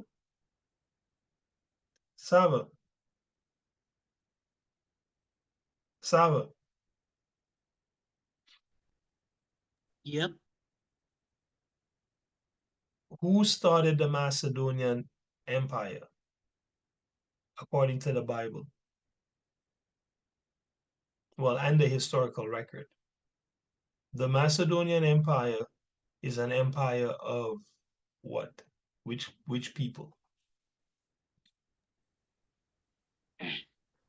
The Grecians. Yeah, what did we read that they were called? We read it earlier. If you don't know, just say you don't know. I'll ask somebody else. I wasn't listening. So you don't know. No. Right? I can't hear you. I was saying no. Okay, great. Sister Akira.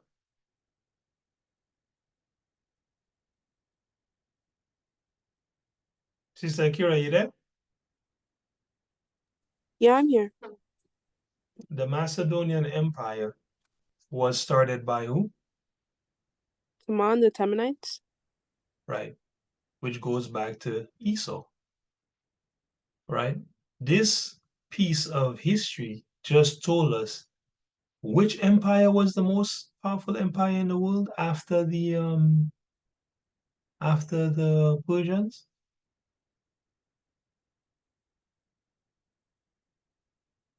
in biblical terms?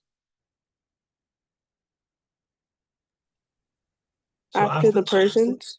After the Persians, yeah, it just when the brother just read here, it said for a brief period, his Macedonian empire was the most powerful in the world. So So Esau. that's right. The Edomite Empire. It's not was, it is the most powerful empire in the world. Okay?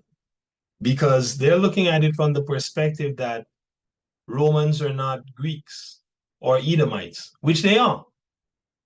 So we know this is not a was, this is a is. And when we look around, we still see the same Edomites in rulership across the world. All right?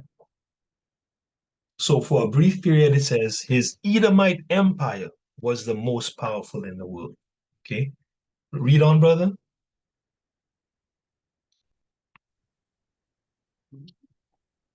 In the world, Right here. definitive holistic state in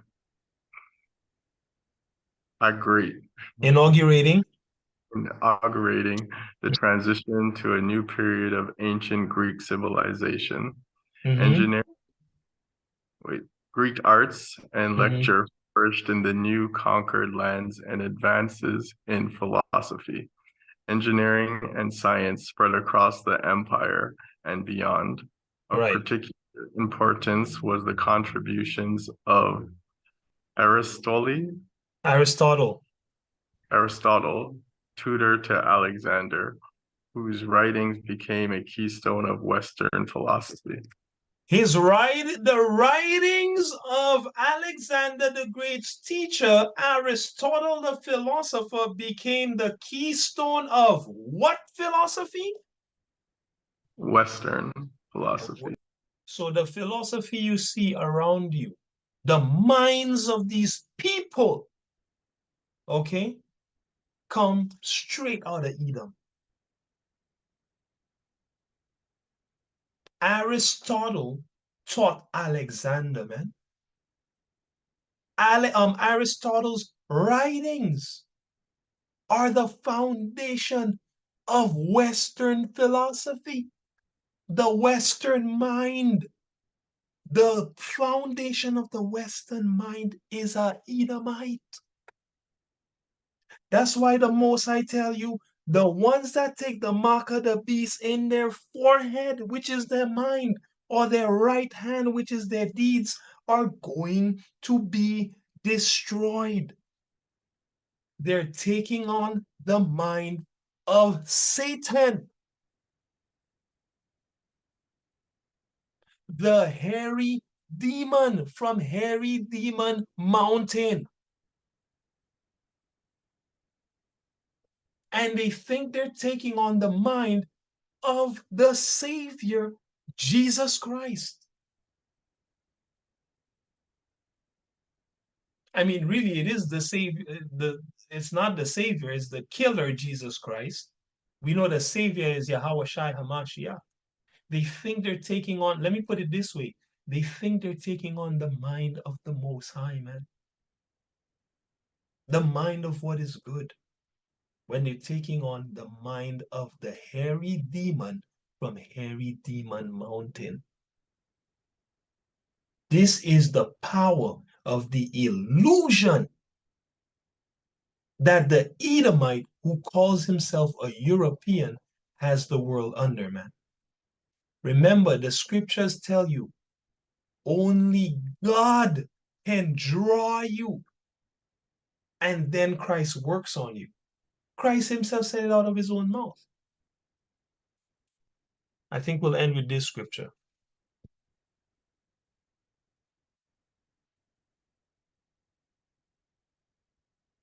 John 6:44.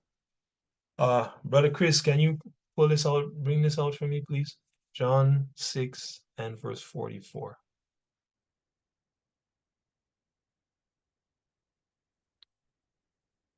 Brother Chris, you there? Yep, I'm here. John 6:44. Yeah. Okay.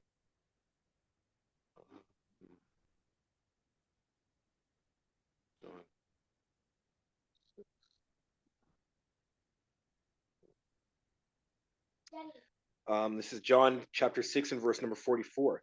No man can come to me except the Father which have sent me. Which have sent me, draw him, and I will raise him up at the last day. Right. The fact that nobody knows this guy is the hairy demon from Hairy Demon Mountain shows how powerful a spell this man has cast upon the world as a master magician, a master deceiver. Okay, if I gotta put it in grounded terms for you, he's a master deceiver and mind manipulator. Right? This scripture proves there is only one that can break the spell, and it's God. The spell is so powerful that only God can break it and pull you out so that Christ can raise you up on the last day, man. So pray for our people. Have patience with our people. They cannot see. A blind man cannot. It's not he don't want to. He cannot see. Only God gives sight. That's why Yahushua always prayed before he did the miracle. It's God. God gives sight, not man. Some people will watch this whole series, say hogwash, and if it was a book, they would throw the book in the fire. We've probably brought out 100 receipts. Somebody is going to watch this, right? Or may watch this. And when the last second finishes, say hogwash and turn it off and go watch some porn or something. Right? Because they cannot see. The spell is not breakable by anyone but God. Right?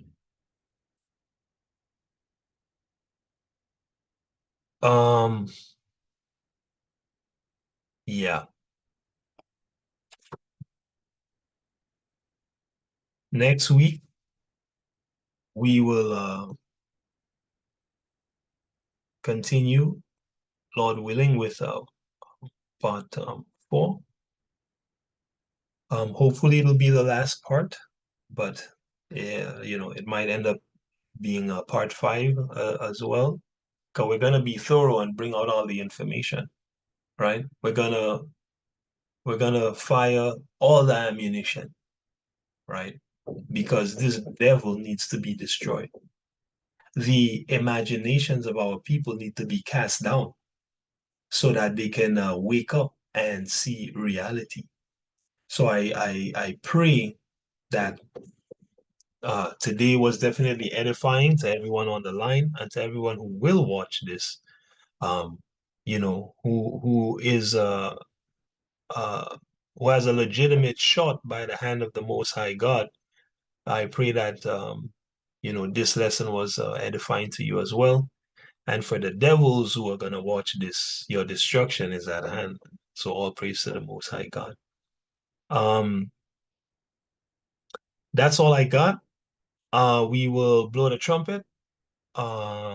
We will pray. And if anybody have any questions or comments, they can throw it down afterward. All right. So let's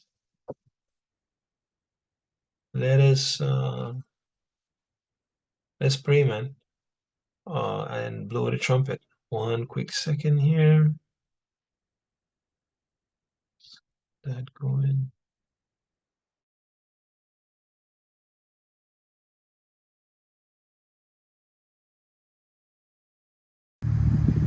Shalom, shalom, the house of Israel. Hey, it's another beautiful evening. It's about to come in. You already know we're getting ready for the Shabbat, right?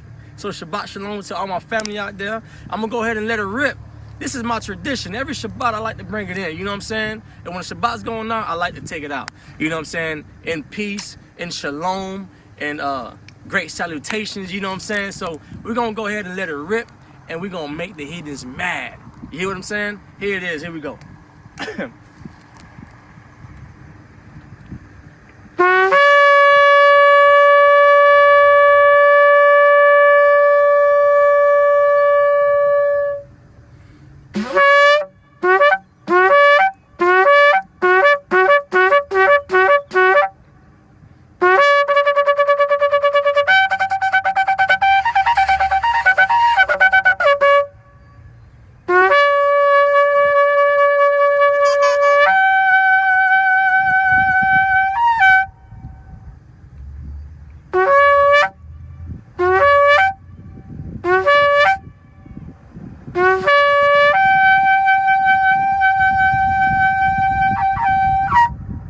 Shabbat Shalom, the king is coming.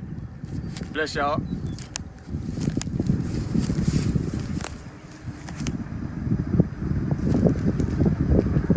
I'm about my father's business.